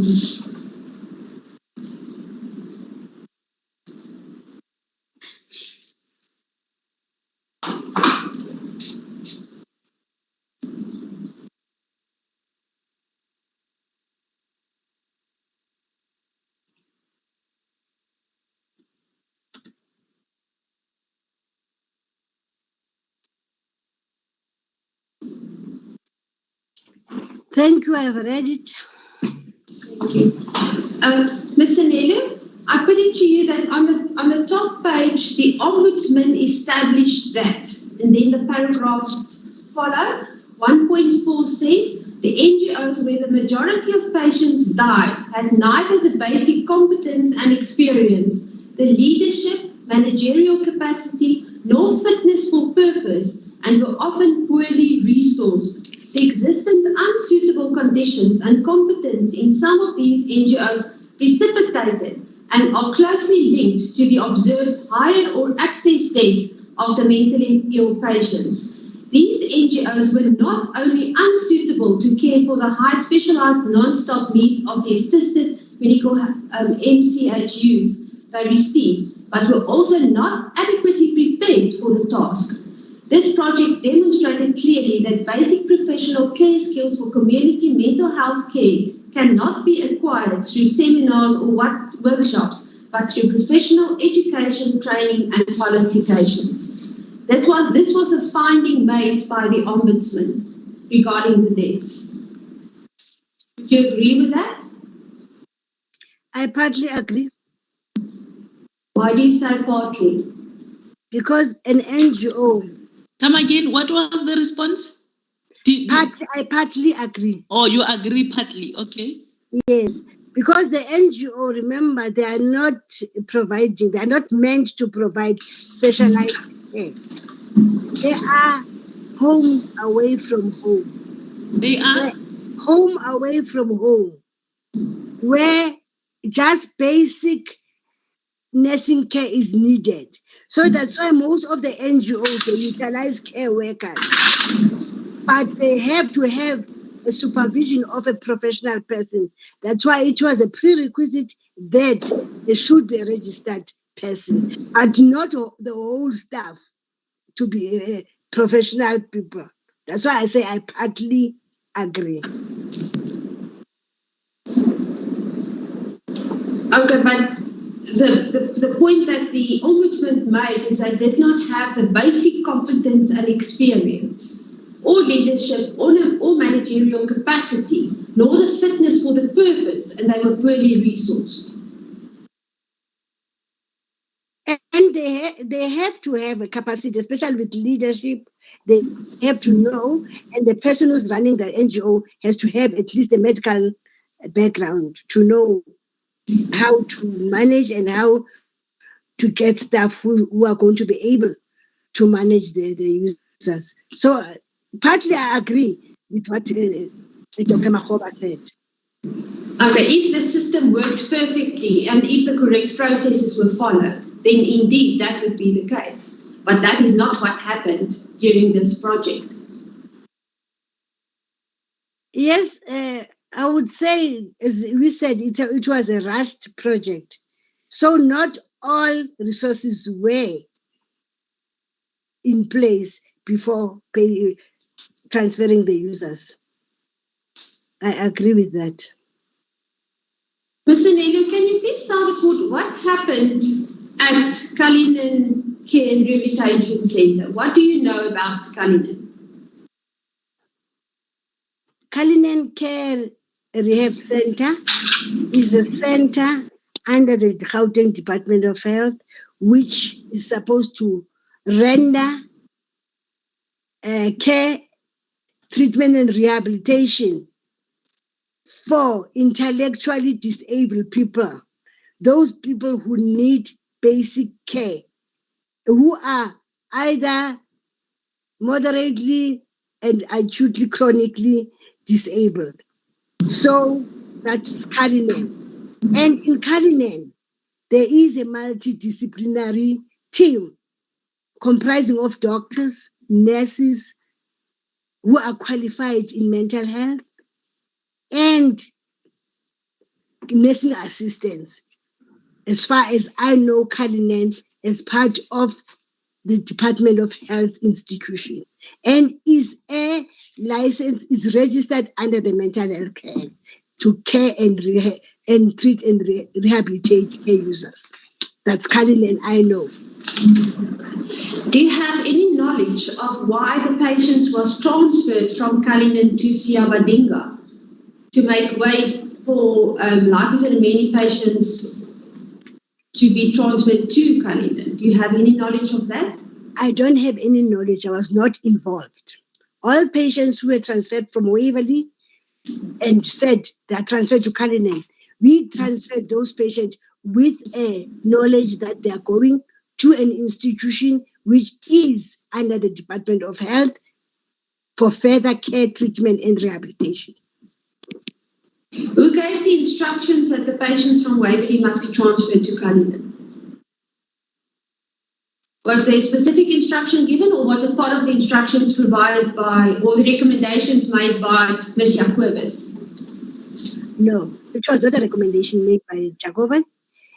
Remember, we said we are using that as a guide.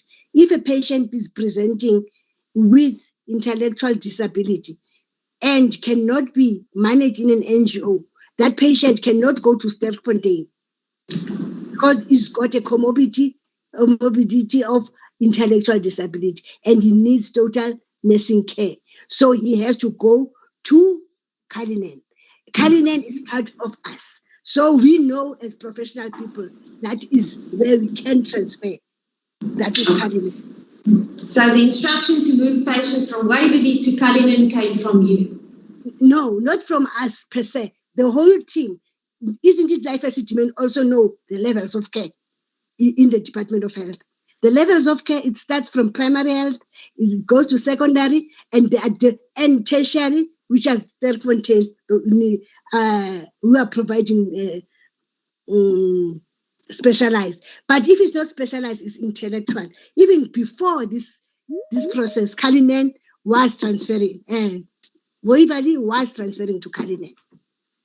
But now, specifically during this project, was there correspondence or correlation between Cullinan and Waverley? How did you know you can transfer patients there? Is there space? It's not one person's decision. It's according to the levels of care. What type of care is this patient requiring? Then he can go to, if he's intellectually disabled, he can be transferred. If he needs an inpatient care, he must go to Cullinan. He cannot go to Sterkfontein. All right, but who did you liaise with at Cullinan to know that there's space for that patient to go there?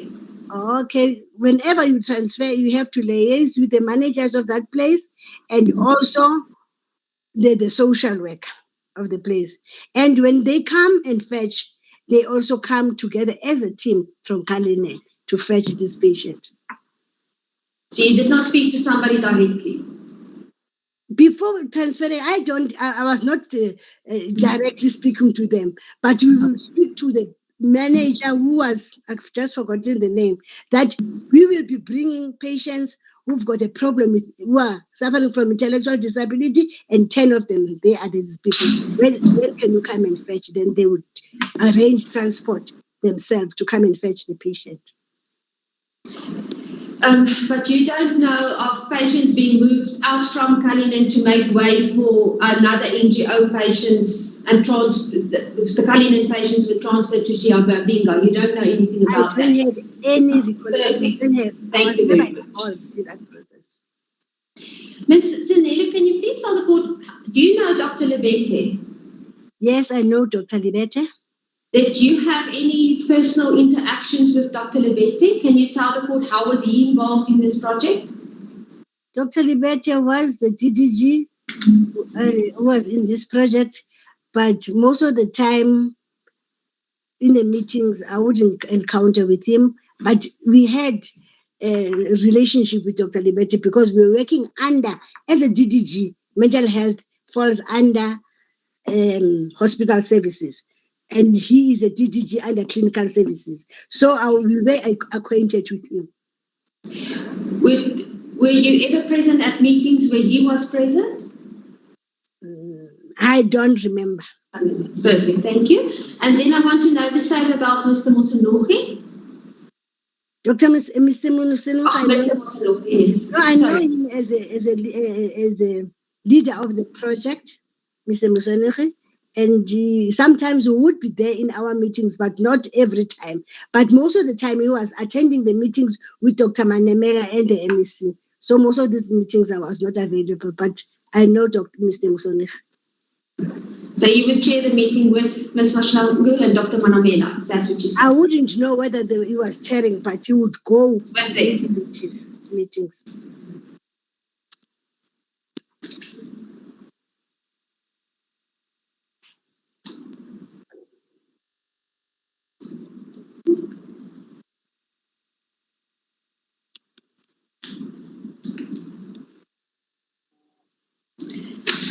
Okay, Mr. Nelio, I'm nearly finished. I just have a line of thought now that I want to put to you. We are now so far with the evidence. The first person that testified was Ms. Cassandra Chambers. And the gist of her evidence was that Sada pleaded she was from Section 27 on behalf of Sada, and they pleaded with the department not to proceed with the project. Okay? I'm just putting a version to you. The second witness that came to testify was Dr. Mukashwa, and he said that he was the CEO of Life Esidimeni, and he testified that the medical health care users were the responsibility of the Department of Health. And the moment that they left the gates of Life Esidimeni, it was no longer his responsibility, as the GDOH was the custodian of these patients. Would you agree with that? I would agree in this case that the NGOs fall under the ambit of the department. That's how I would agree, because the NGOs, they have a level of agreement with the Department of Health. So meaning that these patients, they are under the Department of Health. So Dr. Mukashwa testified that he cannot take any responsibility what happened to these medical health care users the moment they left the gates of Life Esidimeni. I would agree with him, because they were under the care of the NGOs after they left. Isn't it that Life Esidimeni handed over, their staff handed over to the staff of the NGOs, and then the people who were responsible for these patients afterwards were the NGOs. Then we had Ms. Buthelezi, and she testified that the process was rushed. Dr. Linkwani and yourself were at the premises. You would walk through the wards and on face value then identify medical health care users to be transferred without looking at their files that were available. She testified that some of these patients were at Life Esidimeni for more than a decade. And then you will indicate with Dr. Linkwani that these medical health care users must be put on the list to be transferred to an NGO. And she raised concerns concerns were raised about the this rush process, and she said, but she could not do anything about it because the civil level agreement was terminated, and they needed to place all these patients because Life Esidimeni was closing down. I disagree totally. It wouldn't be possible for me as an outsider who hasn't been nursing a patient for decades to come and instruct a person to just at face value. Even if I'm a psychiatric nurse, I have to assess that patient. So as I've mentioned, our assessment was based on the guidelines which were given to us as a guide. That spreadsheet, which was done by the multidisciplinary team of Life Esidimeni. And we would go to the ward, and in that ward, the staff of the ward who are looking after this patient will tell us about the patient. And only that we will go and check whether does it tally with what is written on the spreadsheet. And then if we feel that based on what information you are giving me, and maybe when I'm looking at this patient and on the information you are giving me, this patient cannot go to an NGO, or this patient can go to a hospital, or the patient, based on that, but we will decide together. I wouldn't instruct a person who knows a patient that this patient can go, because I don't know that patient. What I want to put to you was the gist of her evidence. She said she was very concerned because they did not have any knowledge of where the patient was going to, where the NGOs were, what if they have the correct facilities to house these patients. No information was provided to them who were looking after these patients for so many years. It was rush. She felt that, or her evidence was that it was out of their control. They only had to adhere to the instructions of transferring these patients. Council, as I've indicated, we didn't do the assessment of the users. It was done by them. Even the completion of the forms. We just created a template where they can put all the patient's name and state what medication has been given, whether the relatives were informed. And that was compiled by the social worker who informed the families. And on the case that he doesn't know where the patients are going, we would sit with her, as she has said, and say, in Anan, they've got 10 beds. And Anan is a NGO which caters for females from 18 years to 59 years, and they need mobile patients. So those information, that is what we were discussing with her before that form is completed. So I'm not sure how can they discharge or transfer patients when they don't know where the patient is going. And she was even signing that form that I see that this patient have gone to this place. And maybe he doesn't know the place. And some of them, as I said, I didn't know some of the NGOs. I only saw them afterwards, like her. Well, in her defense, that's what you also did not know. But I want to continue. Then we had Mr. Musenogi. Now, Mr. Musenogi testified that although he was the project manager, he had no knowledge of the mental health patients or the mental health department side.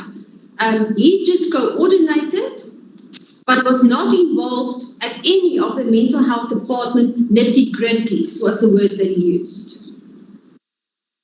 So he doesn't know anything about the transfer of patients, where the medical healthcare users came from, or where that they went to, because he was not involved in that part of the project. I'm not sure, but based on the information, isn't it that every week, if we write reports, that this patient goes where?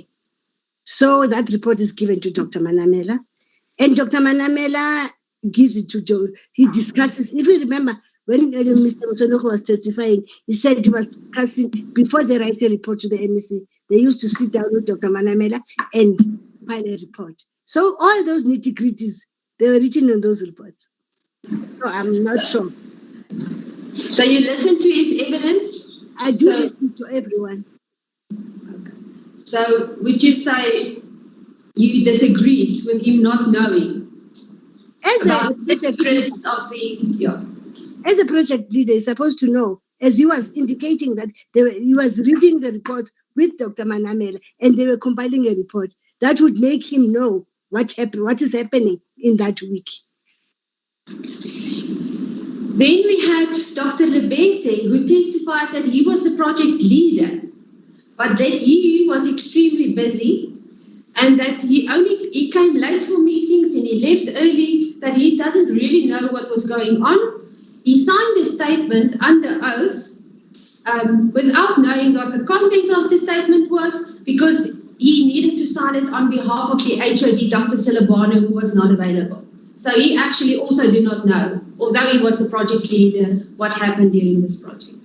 I wouldn't objection, my lady. I wouldn't comment. Yes, there is an objection before the witness answers. Yes, Miss. My lady, just to correct the statement. A statement by my colleague, Ms. Foster. It is never the statement of Mr. Lebete that he was the project leader. Yes, and as recently as the cross-examination of Mr. Musenuchi, that position was clarified, that whereas Dr. Lebete was the DDG of clinical services, he was not the project leader. I just want to correct that. Secondly, and I'm aware that my learned friend, Mr. Mboweni, represents this witness, that the submission or the question put by Ms. Forrester to the witness conflates the issue of the project as well as the issue of the court case, which are two different incidents. And in none of them did Mr. Lebete assert that he was the project leader. Okay. And then lastly, the question that negates the evidence of Mr. Mosenuchi, who has admitted on numerous occasions in this hearing that he was the project leader. That is all, my lady. Ms. Foster? My lady, I see I apologize, my lady, I don't understand. Mr. Muzanoki was the project manager and Dr. Lebete was the project leader, and we pointed out the project leader, Mr. Muzanoki was the project. Was he not the project leader? He was the project leader from the evidence. Yes, he was, my lady. Did Dr. Lebete was not Dr. Lebete was the DDG Clinical Services, as far as I can recall. But let's hear Mrs. Siboko. She wants to say something. I wanted to agree with you, my lady. There is also, just before you agree with me, there is somebody there. Who's that? You can just speak. I don't see the name properly there. May I please record, my lady? It's yes, Miss on behalf. Mahlape. Yes, my lady. You are on behalf of Mr. Musonohi. Mr. Musonohi. The evidence was that was he a project leader or project manager? He was the project leader. However, Dr. Lebete was the project sponsor due to the fact that the mental health care unit fell squarely within his unit as the DDG clinical services. So he was the project sponsor? Indeed so, my lady. But not the project leader. The evidence, according to the evidence, the project leader was Mr. Musenohi. Yes, my lady. Yes. All right. As a thank you very much, Miss do you want to check your thoughts as we go for lunch, and then, or do you want to? I see you are still paging some. I will just refer to the documents already before the court. But okay, just check your documents, and then you will hear that after lunch. Okay. I will not be that long after lunch, my lady. I hope so. Just to clear this point, and then I don't know whether you still have questions to this witness. I do have just one more statement to make, but the next person that's after me, I don't know who that is. Make themselves available to proceed then. Okay, we can take the lunch adjournment, resume at 2 o'clock. The witness is warned. Thank you very much. As the court pleases. May it please the court, my lady. As the court pleases. As the court pleases, my lady.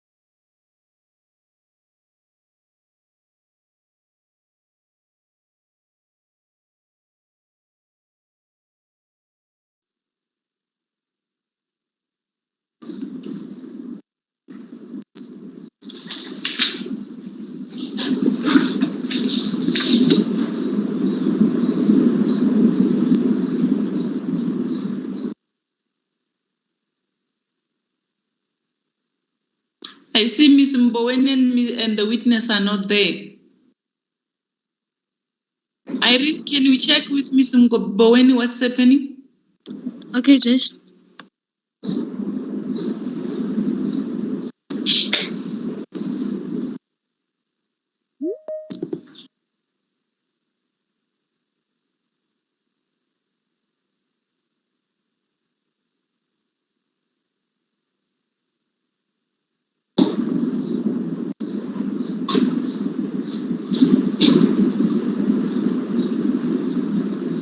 May it please the court, my lady? My lady, the witness got signed out, so I'm just trying to sign her back in. But we don't sign out after 2 o'clock. We had agreed to start at 2, please. Yes, my lady, I didn't realize that the witness is signed out, so I'm just trying to sign her back in. I'll be in a minute, my lady.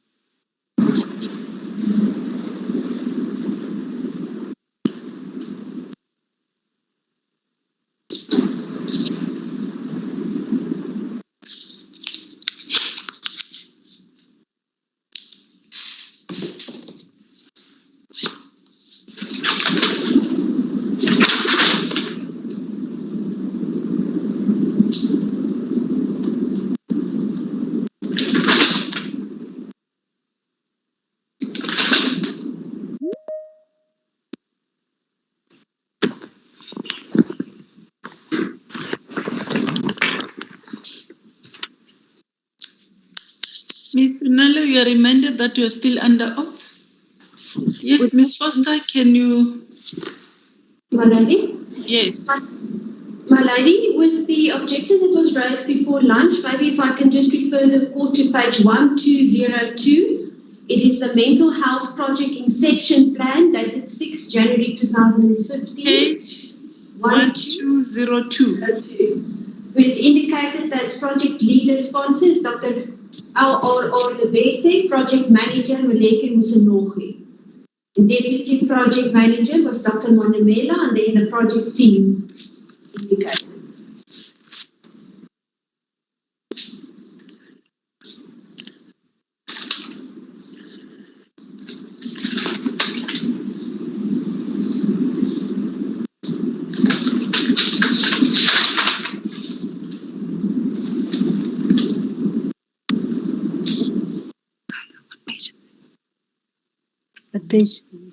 Yes, I see that, but what is the evidence before court?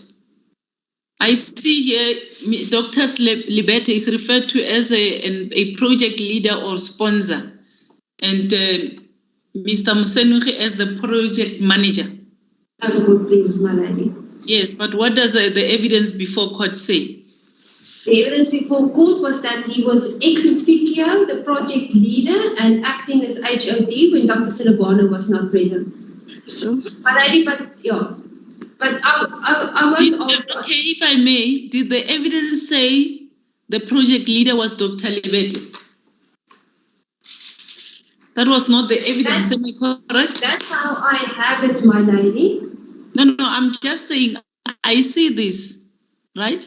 Which should have been cleared by one of you when the two were testifying. But what I'm saying is, what is the evidence before court? The evidence before court. As far as I remember the evidence, yes.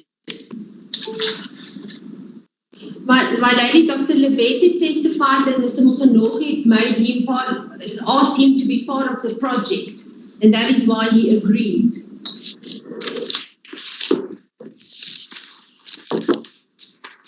Yes, but in any event, the representative said that he was a sponsor. My lady, it's it won't take my argument neither here or there. It's regarding his evidence, but I will accept what the court say. I will accept that. I won't take the fact any further that he's a leader or a sponsor.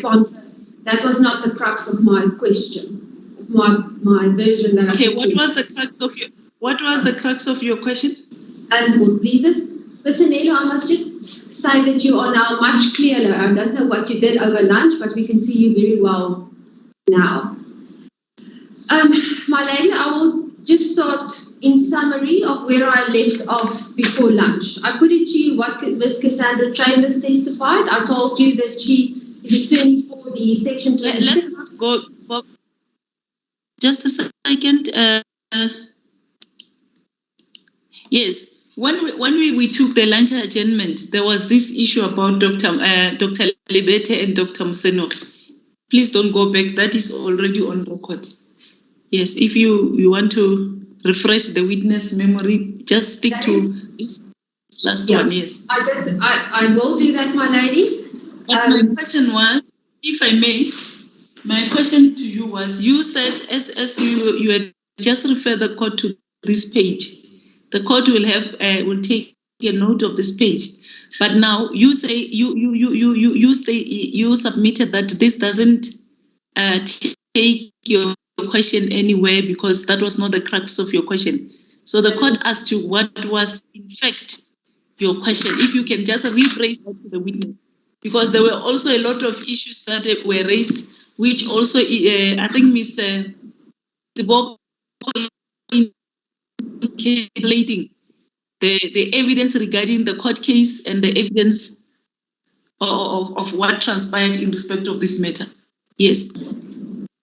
My lady, if the court would just grant me the opportunity, I've got a sequence of events to get to my point. So I will be brief and as quick as possible, and I will answer the court's question. I just want to recap for your benefit, Ms. Sanelu, that I started with the evidence of Cassandra Chambers, stating to you that she pleaded, on behalf of SARAF, they pleaded with the department not to proceed with the project. Miss Foster, I'm sorry to interject. Miss Foster, I'm sorry to interject. I've just indicated we had that, it's fine. But when we broke for lunch, the issue that was there was only this one. I don't want you to be repeating. I understand what you want to do, but you have already passed that evidence and there was nothing wrong with it. I don't want you to be repeating all this, but you were just reminding her in relation, why don't you start it from Mr. Mosenogi and come to Dr. Libet and leave the rest? My lady, because at the end of the day, there will be an objection because my line of thought will not be carried through. If the court prohibits me from refreshing the memory, I will start with the evidence of Dr. Libete, but I've got a line of questioning to the point that I want to come out to. So if the court stops me now, then I have to... It is already... Listen, that is already on record. The only problem... I will start with Dr. Lebete's evidence, my lady. In relation to Dr. Lebete. Yes. We can't hear you, I don't know. Huh? Well, I can't hear anything now. Is it from my side? Yeah. No, my lady, I'm also experiencing the same problem. Ms. Foster's from my side has weakened, yes.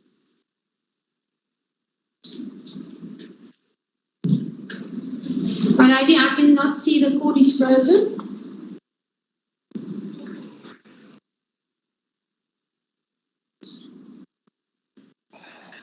I think the judge has a problem, Philly. Advocate Foster.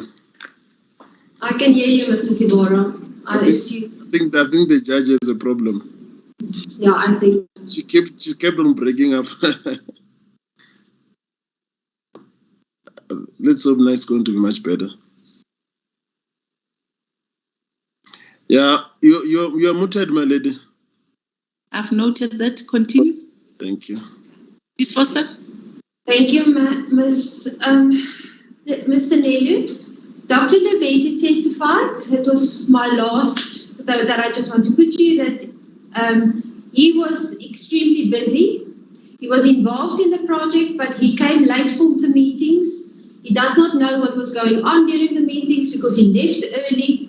He signed a statement during an urgent application brought by SADAF in these proceedings without knowing what the contents of that statement was, because he just signed on behalf of the HOD, Dr. Silabanu, that was not available. So I'm just putting to you a summary of what his evidence was that he already testified about.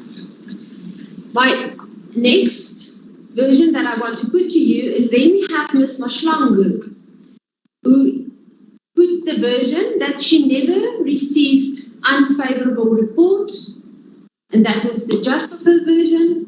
Dr. Manamela, who put a version that she did act every time that a concern was brought to her attention, she acted on it. And then Dr. Silabano has kept quiet thus far. We do not have a clear version from Dr. Silabano. And then we have your evidence today that states you did not know that the NGOs were not ready. You only fulfilled the tasks of transferring the medical healthcare users from Waverley to the different NGOs. Later on, you did visit the NGOs. You discovered that there was problems. Nobody wanted to adhere to your concerns. And after the patients died in September 2016, you were tasked with providing support to the NGOs. So this is just a summary of the evidence so far. Now I want to take you to page number 22276. 22276. That's correct, my lady. Paragraph 8. The page that I'm referring to you two, is the arbitration award that was awarded by the Honourable Justice Moseneke. Yes.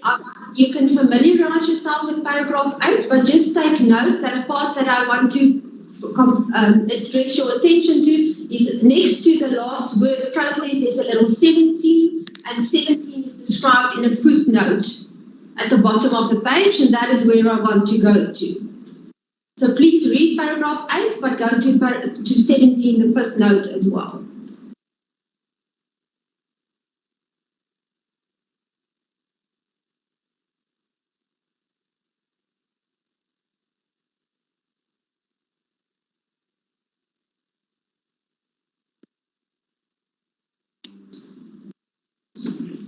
The footnote.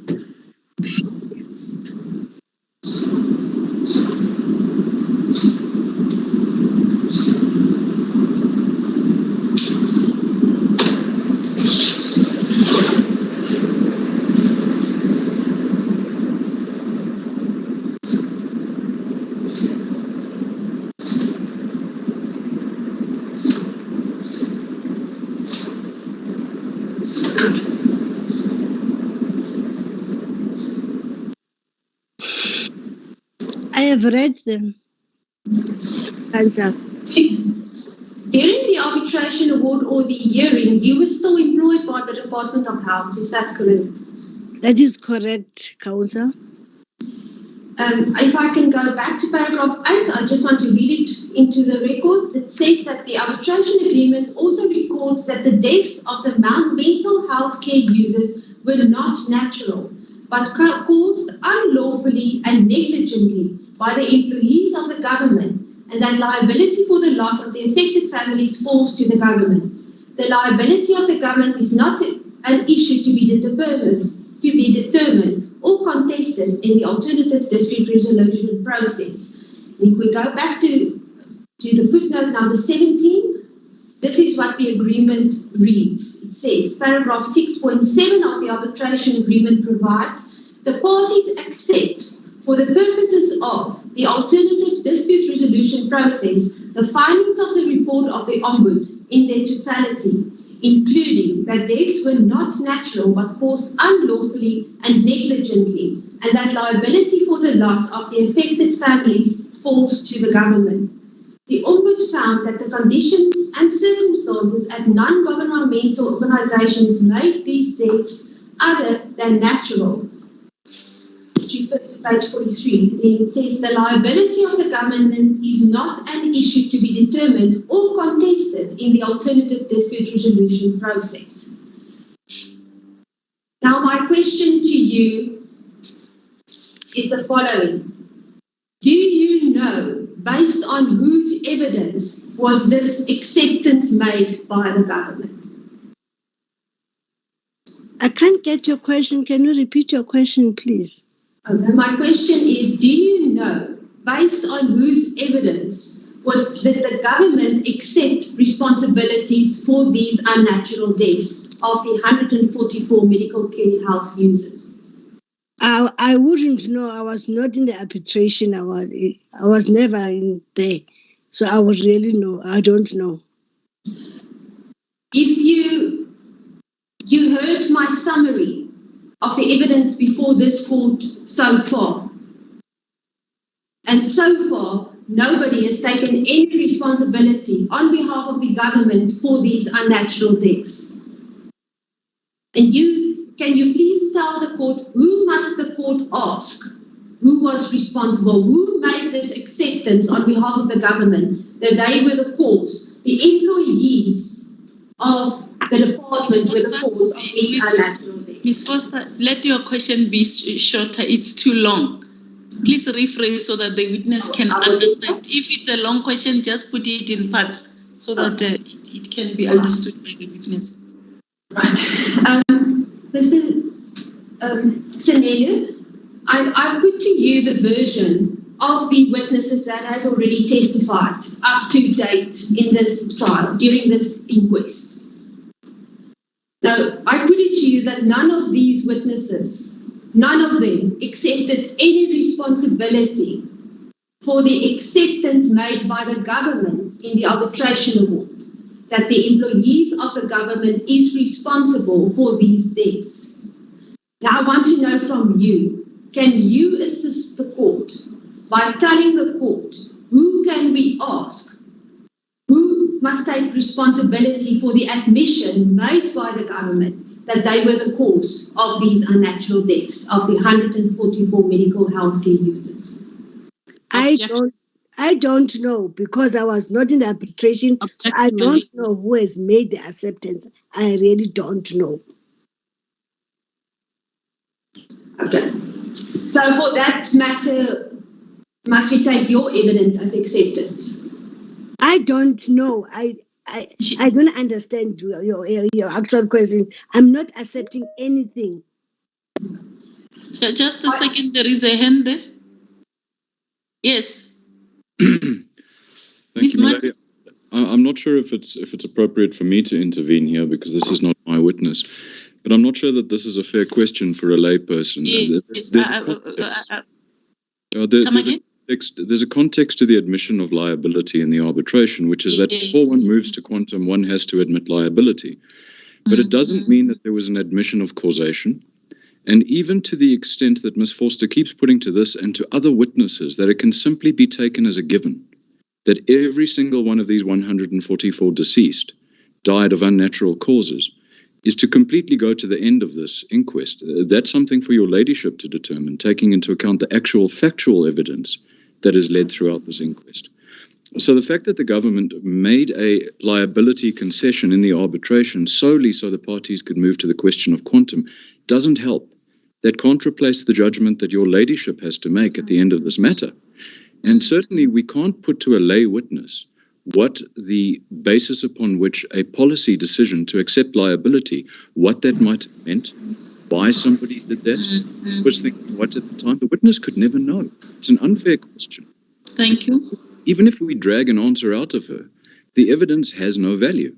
That's my objection. It's an unnecessary waste of time. Thank you. Ms. Boko? If you can Mr. Martin, just put your hand down. I don't know whether it's somebody else. I see Ms. Boko. Okay, thank you very much, Ms. Boko. God pleases. My lady, I'm sorry, I tried to speak before Mr. Martin, but I realized I had forgotten to put my hand up. I align myself exactly with his objection. And to the extent that the question also referred to the summary which Ms.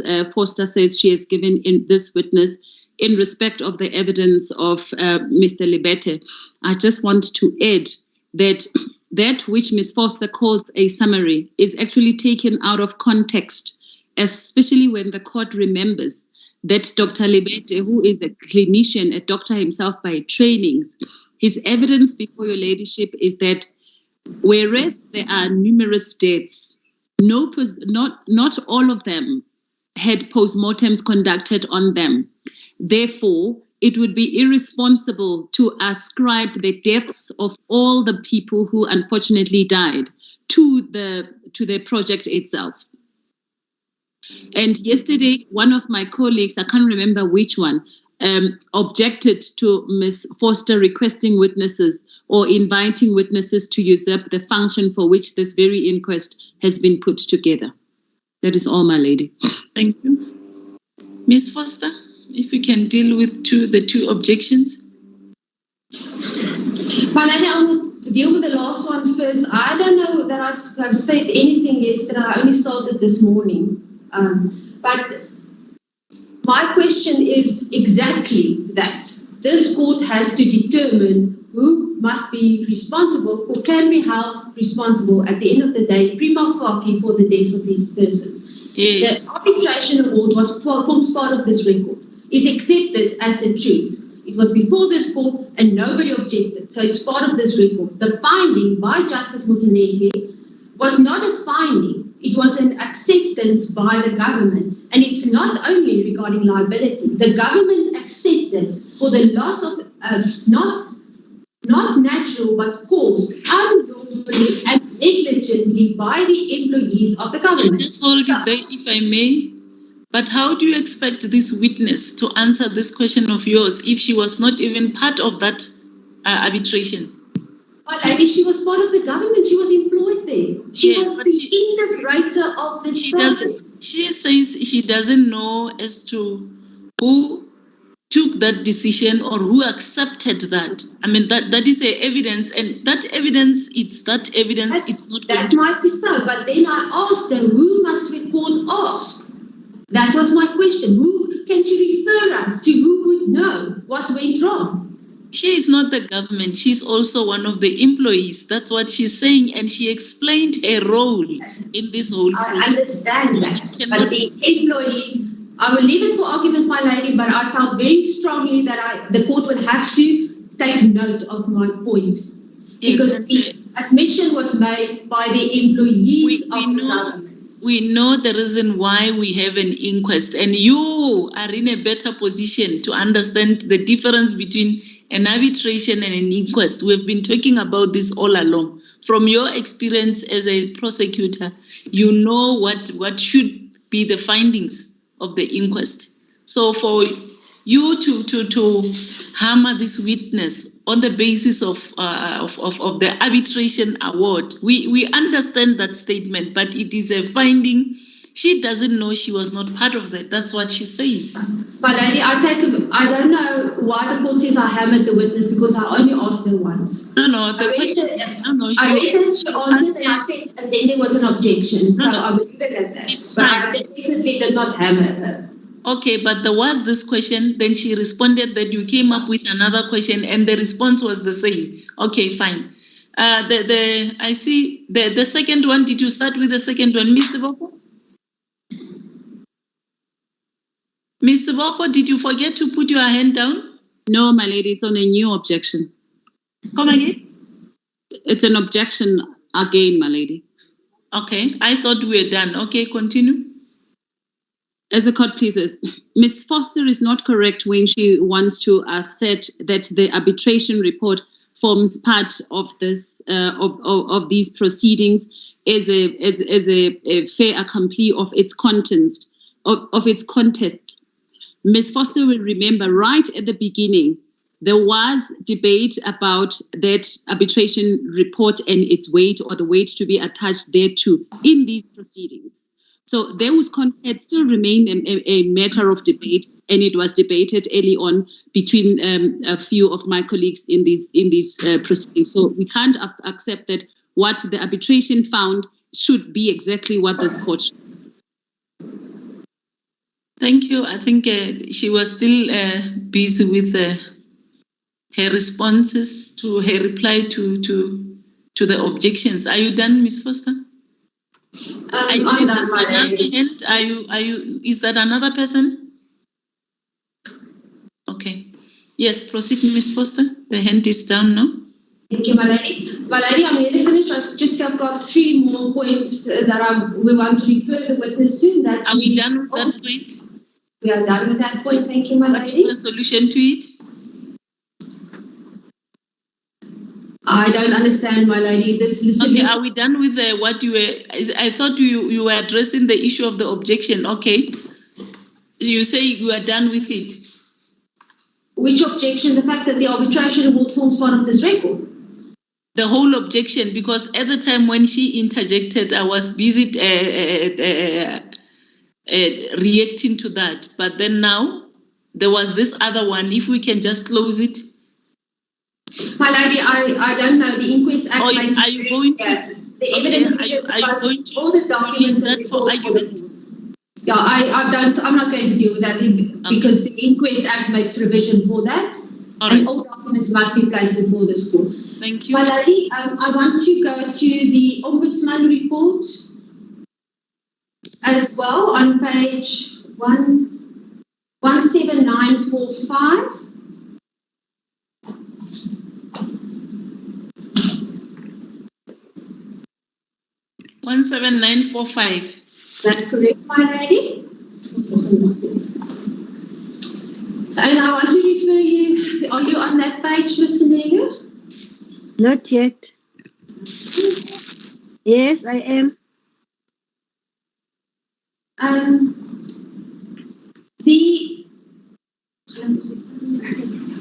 want to refer you to, do you see the paragraph with the heading planning process? Yes. Yes. And I only want to refer you to the second bullet point, but please read the whole paragraph just to familiarize yourself with that paragraph.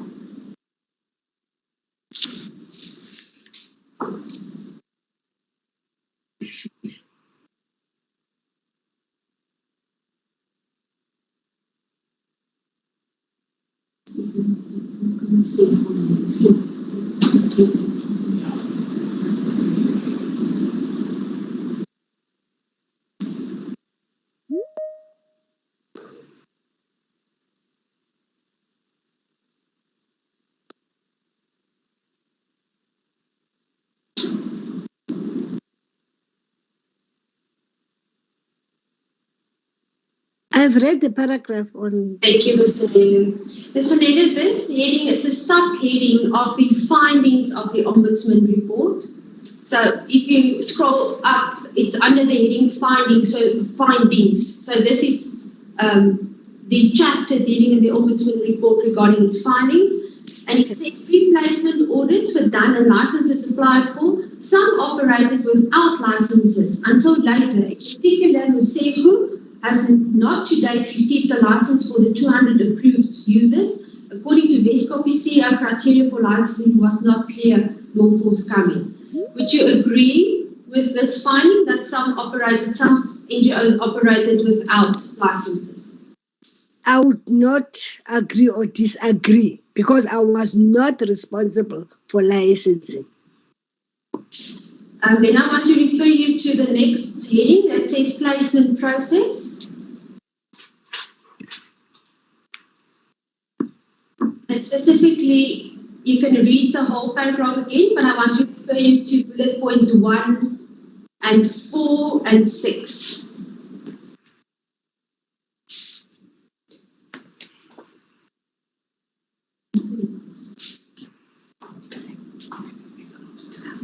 Which ones now?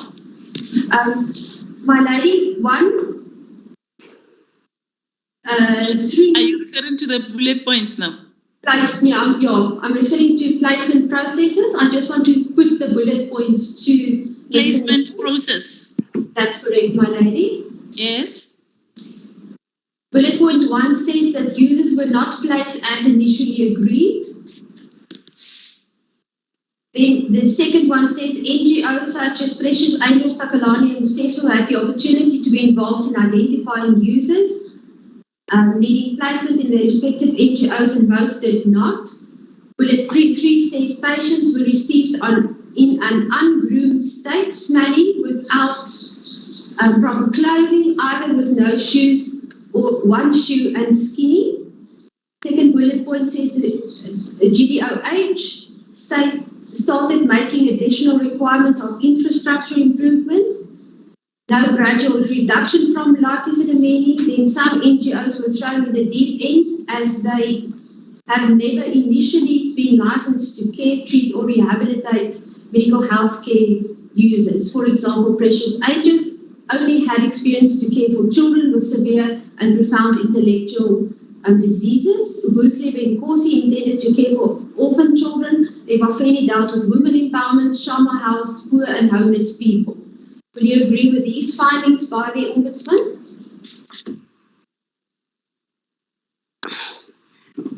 Just hold on, ma'am. I don't understand. I wouldn't, not all recommend, all the findings were correct because I was not involved in others, like giving a chance to those NGOs to go and view. As I've indicated, I was not doing NGOs. So I've never gone with NGOs to go and check the NGOs properly. Ms. Senwelo, we understood your evidence and then we also understand it now. Where you were involved, like for instance, you commented about Precious Angels, that they were using a license that was not for that particular location, right? Can you answer these questions only with regard to what you came across as you were busy? Don't just forget about the things. We know for a fact that you were not tasked to deal with these NGOs. That evidence is on record. And we know for a fact that you were not placed at all these other places. What you were supposed to do was only in relation to Waverley. So that's how we should understand your evidence, right? Just answer this according to your own experience, what you saw happening at the time where you were. If you look at these findings, just check which ones you agree with and those that you do not agree with, so that you can clear our minds. Okay, when I look at the findings, in Waverley, all the patients who were transferred, there was never a mismatch of transferring female instead of male, because we shared the criteria with the managers of what type of patients are being nursed in that NGO. So there was nothing like that. And then based on the licenses, the NGOs we visited after placement indicated that Precious Angels, there is this sound that keeps on coming. I don't know whether one of you is next to an opened window. I can hear cars passing. I can't hear the witness properly. It's not on my side, Judge. I don't know. My lady, I see Lieutenant Colonel Victor's camera is on. Maybe you can just switch it off. But she says it's not on her side. Okay. Yes, you were explaining. I see the investigating officer. Can you just remove your? Is it Colonel Ditabo? If you can just switch off your camera, because it's really affecting us here. I don't know what's happening. I don't know who's using Lieutenant Colonel Ditavos. If you can just put off your camera. I see now. I don't know why it's appearing on our screen. Irene, can you help us there if you can contact him? I don't know what's happening here. Okay, Josh. Yes, Ms. Sinello, you were explaining the situation in Precious Angels in relation to the findings that you have been referred to. Yes, in relation with licensing, what I know, it's when we visit after placement, as they are supposed to display their licenses on the wall so that we know exactly, and we always ask them about their licenses.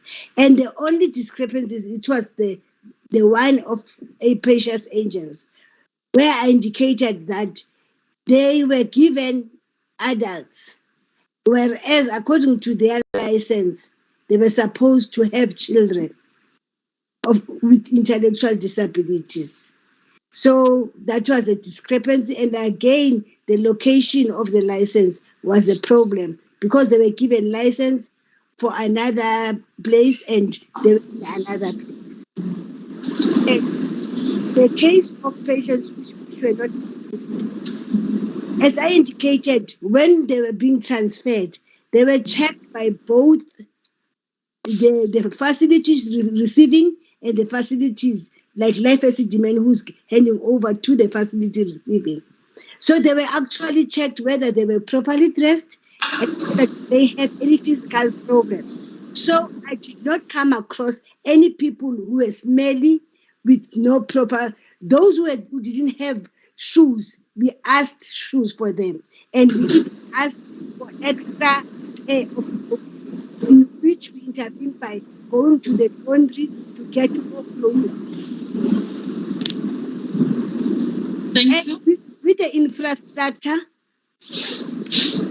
I cannot comment anything about the infrastructure. And then there was no gradual reduction from LE, which is we have also indicated that when in our meetings we have actually that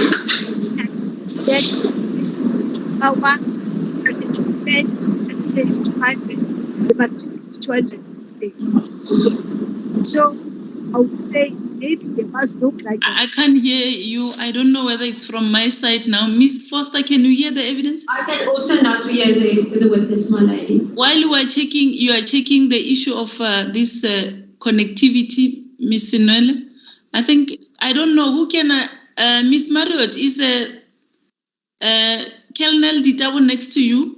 If you can remove this thing from our camera because it's really distracting. He's not next to me, my lady, but Advocate Light just spoke. Advocate Light, are you next to Lieutenant? No, he's in his office, my lady. I phoned him and I told him to switch it off, but it seems like he can't switch it off. I'm going to try to get hold of him again. Because I see all the movements that he's doing. Yes, and they're very positive. They only closed the lens of the camera. He didn't switch it off. But it's still appearing here. Okay.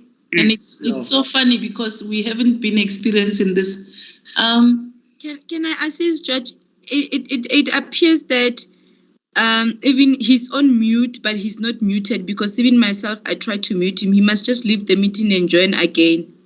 Yes, if you can talk to him, let him not, just tell him what to do. I think Advocate Late can call him. I don't have his contact number. If he can just, either join the meeting later or I don't know what's happening here because, okay, we had a problem here in the witness. I don't know whether, are you going to leave the meeting or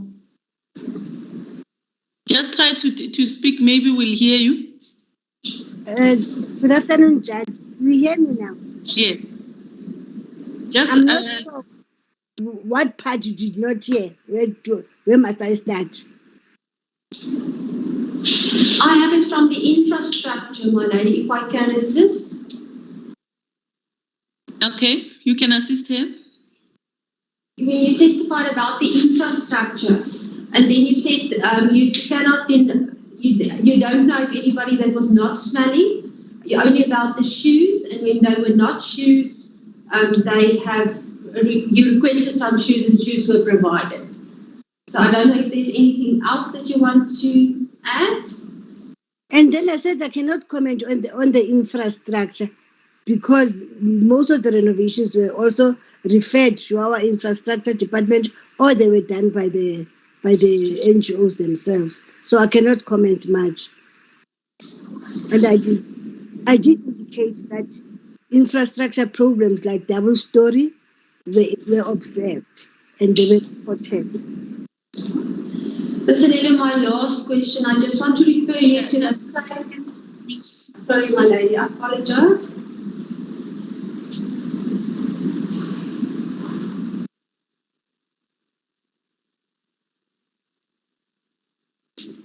Yes, continue. On that same page, page number 17945, at the bottom, do you see the heading deaths of patients? Deaths of patients? Yes. I only want to refer you to the second bullet point on the next page. So you are welcome to read that paragraph. And then I just want to ask you something about the second bullet point.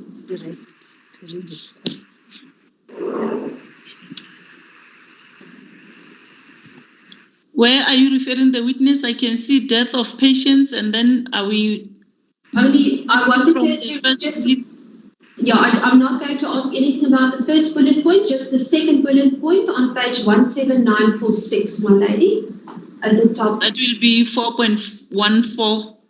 No. Still under death of the patients, just before that starts with death in NGOs. Okay, yes.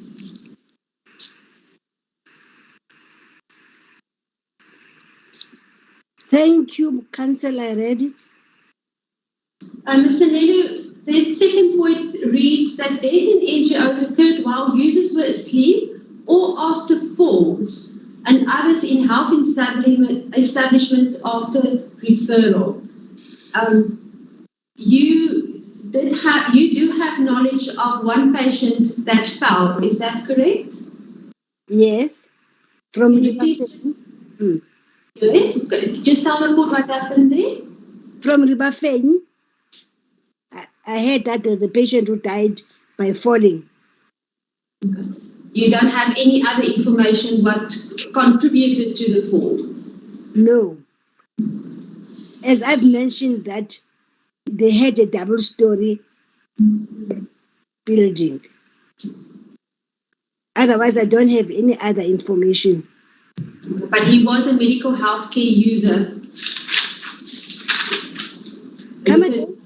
He was one of your medical healthcare users that passed away mentally with a mental illness, a patient with a mental illness. Yeah, he was a patient who was transferred.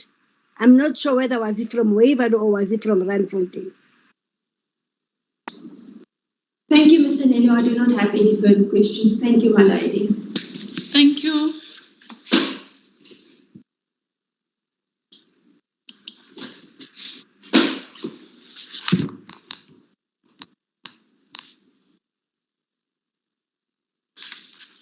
Mr. Makanyi, I think after Miss Foster, Mr. Sivera was the one to follow. I don't know whether you are ready to proceed now. Mr. Makanyi? Is he there?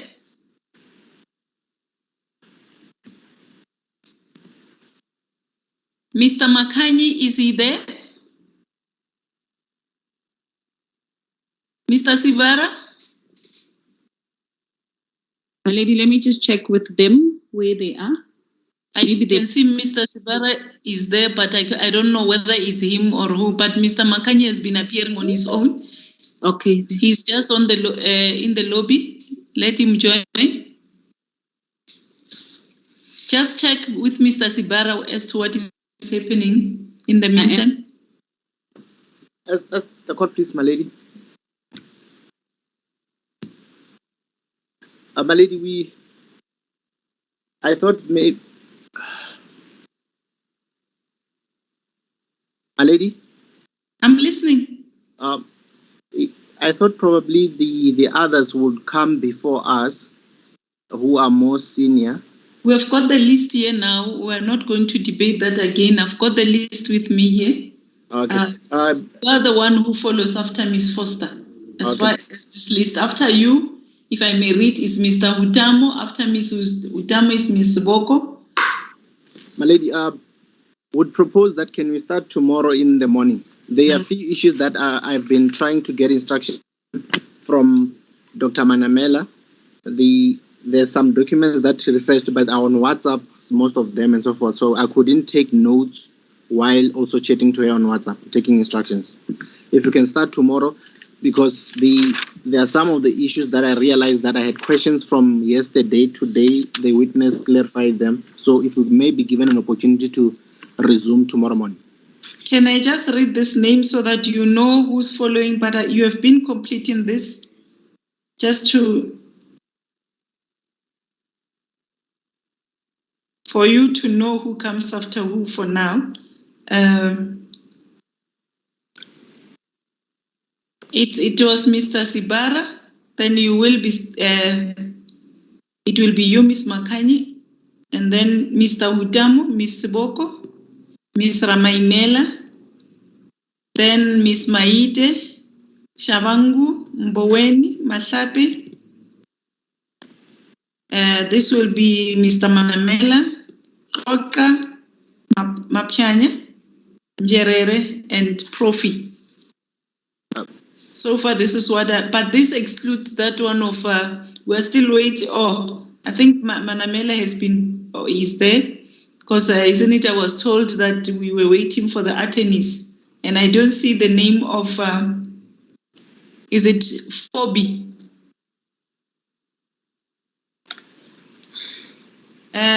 Miss Kasim, if I may, is Miss Kasim there? Just to find out what happened with I see the name of Mr. Manamela is there. I think that is him. We only have one Manamela.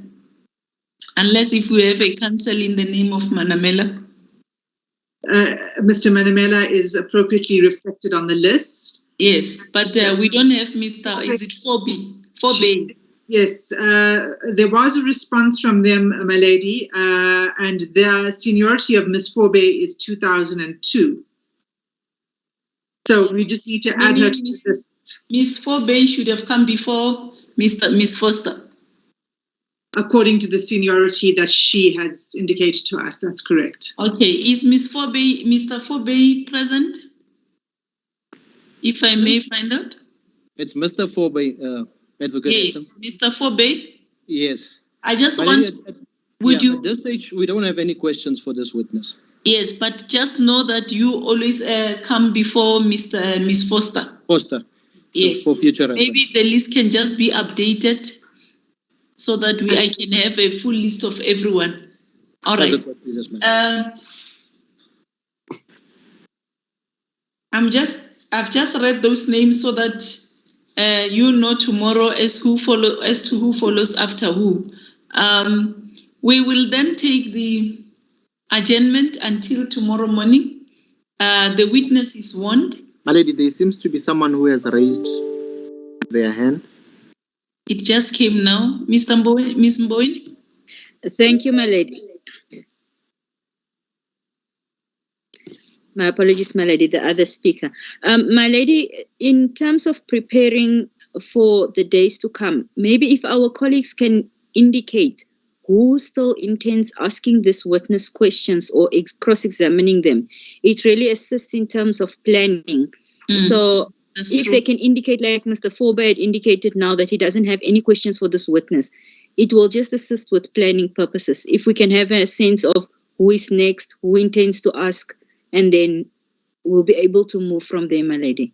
Yes, that is the reason why I was reading the names, because you remember in the past when I was reading these names, Mr. Utam would say, I do not have questions.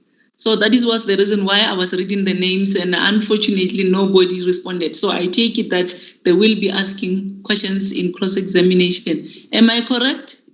Because tomorrow we'll know that after this, after Mr. Makani, then Mr. Utamo will follow.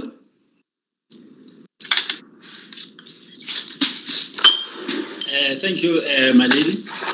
As my late colleague, Ms. Mbowen, had indicated that for purposes of preparation, we should give an indication so that we are able to know who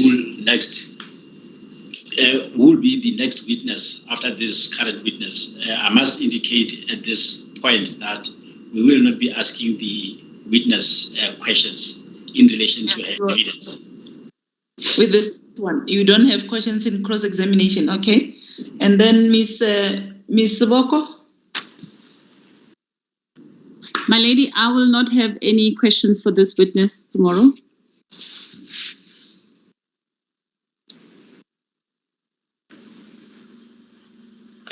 Ramaimela? My lady, we will have a few questions for this witness for tomorrow.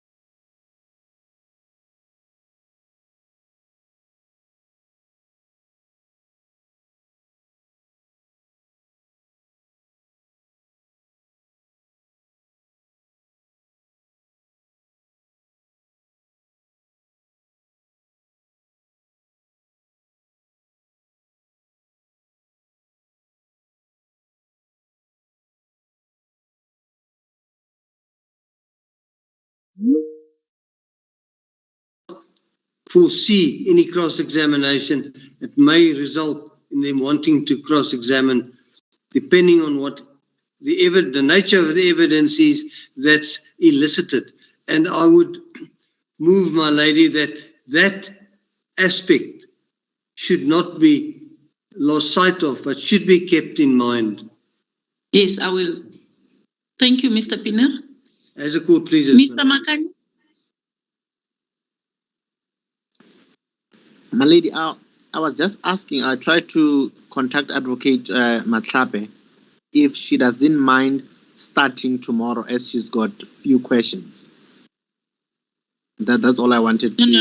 You have to continue. It's something that it's your turn now. You're going to follow the sequence. I'm avoiding what has been happening previously to avoid what we encountered.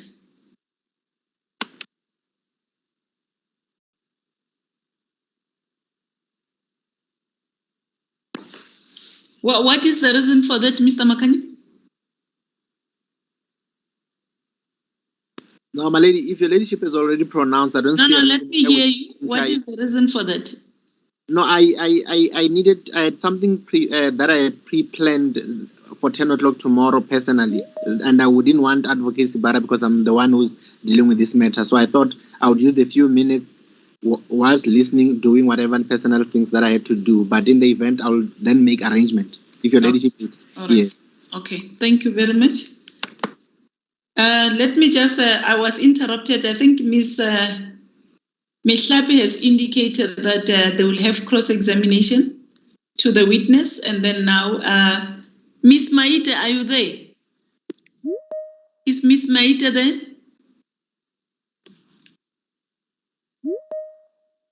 Oh, I see she's in the lobby.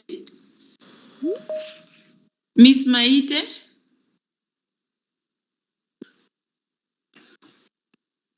Miss Maite? My lady. Yes, I'm trying to find out. I've got the list. I just want to find out whether at the time when you will be afforded the opportunity, would you like to cross-examine this witness? At this point in time, my lady, I don't have any questions for the witness.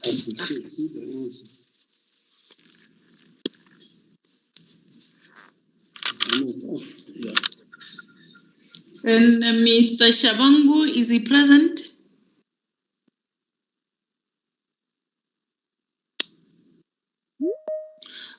My lady, I'm present at this stage. We have no questions for this witness.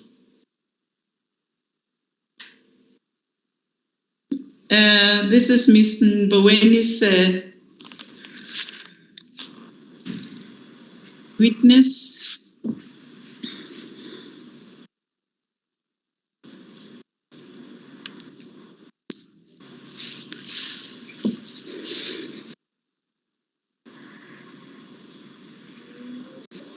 Then follows, okay, Ms. Mahlapi, then Mr. Manamela, is he present? I think he wanted to be excused. I don't know whether he's back.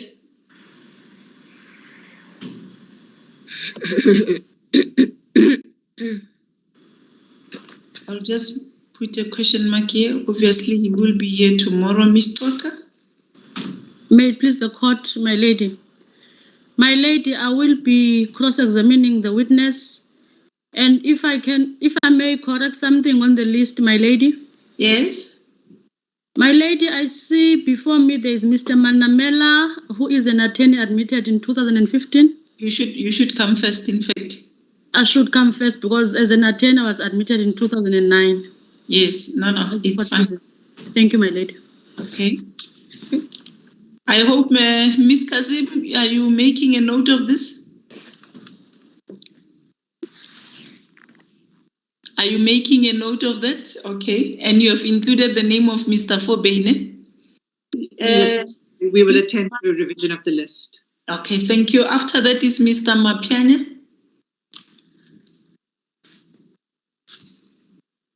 Is he present?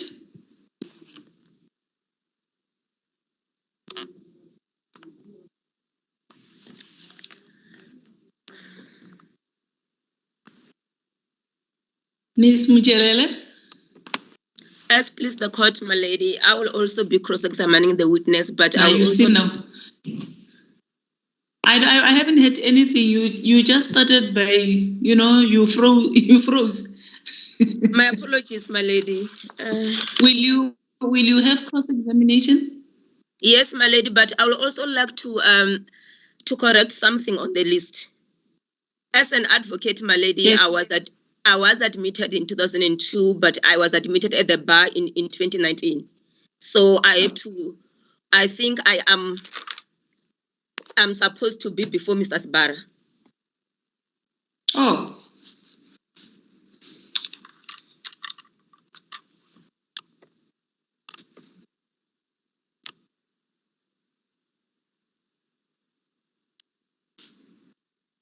And then Mr. Profi, are you there?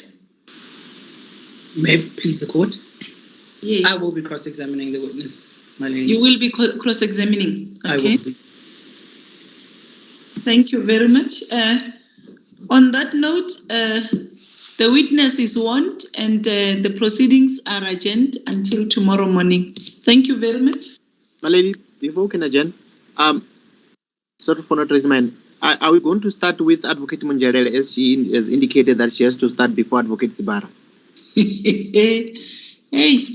May we do that, my lady? I don't think we lose anything by doing that. It depends on me. I mean, I've already indicated, we have already agreed that you are going to start. So I don't want to change that. This thing comes while I've already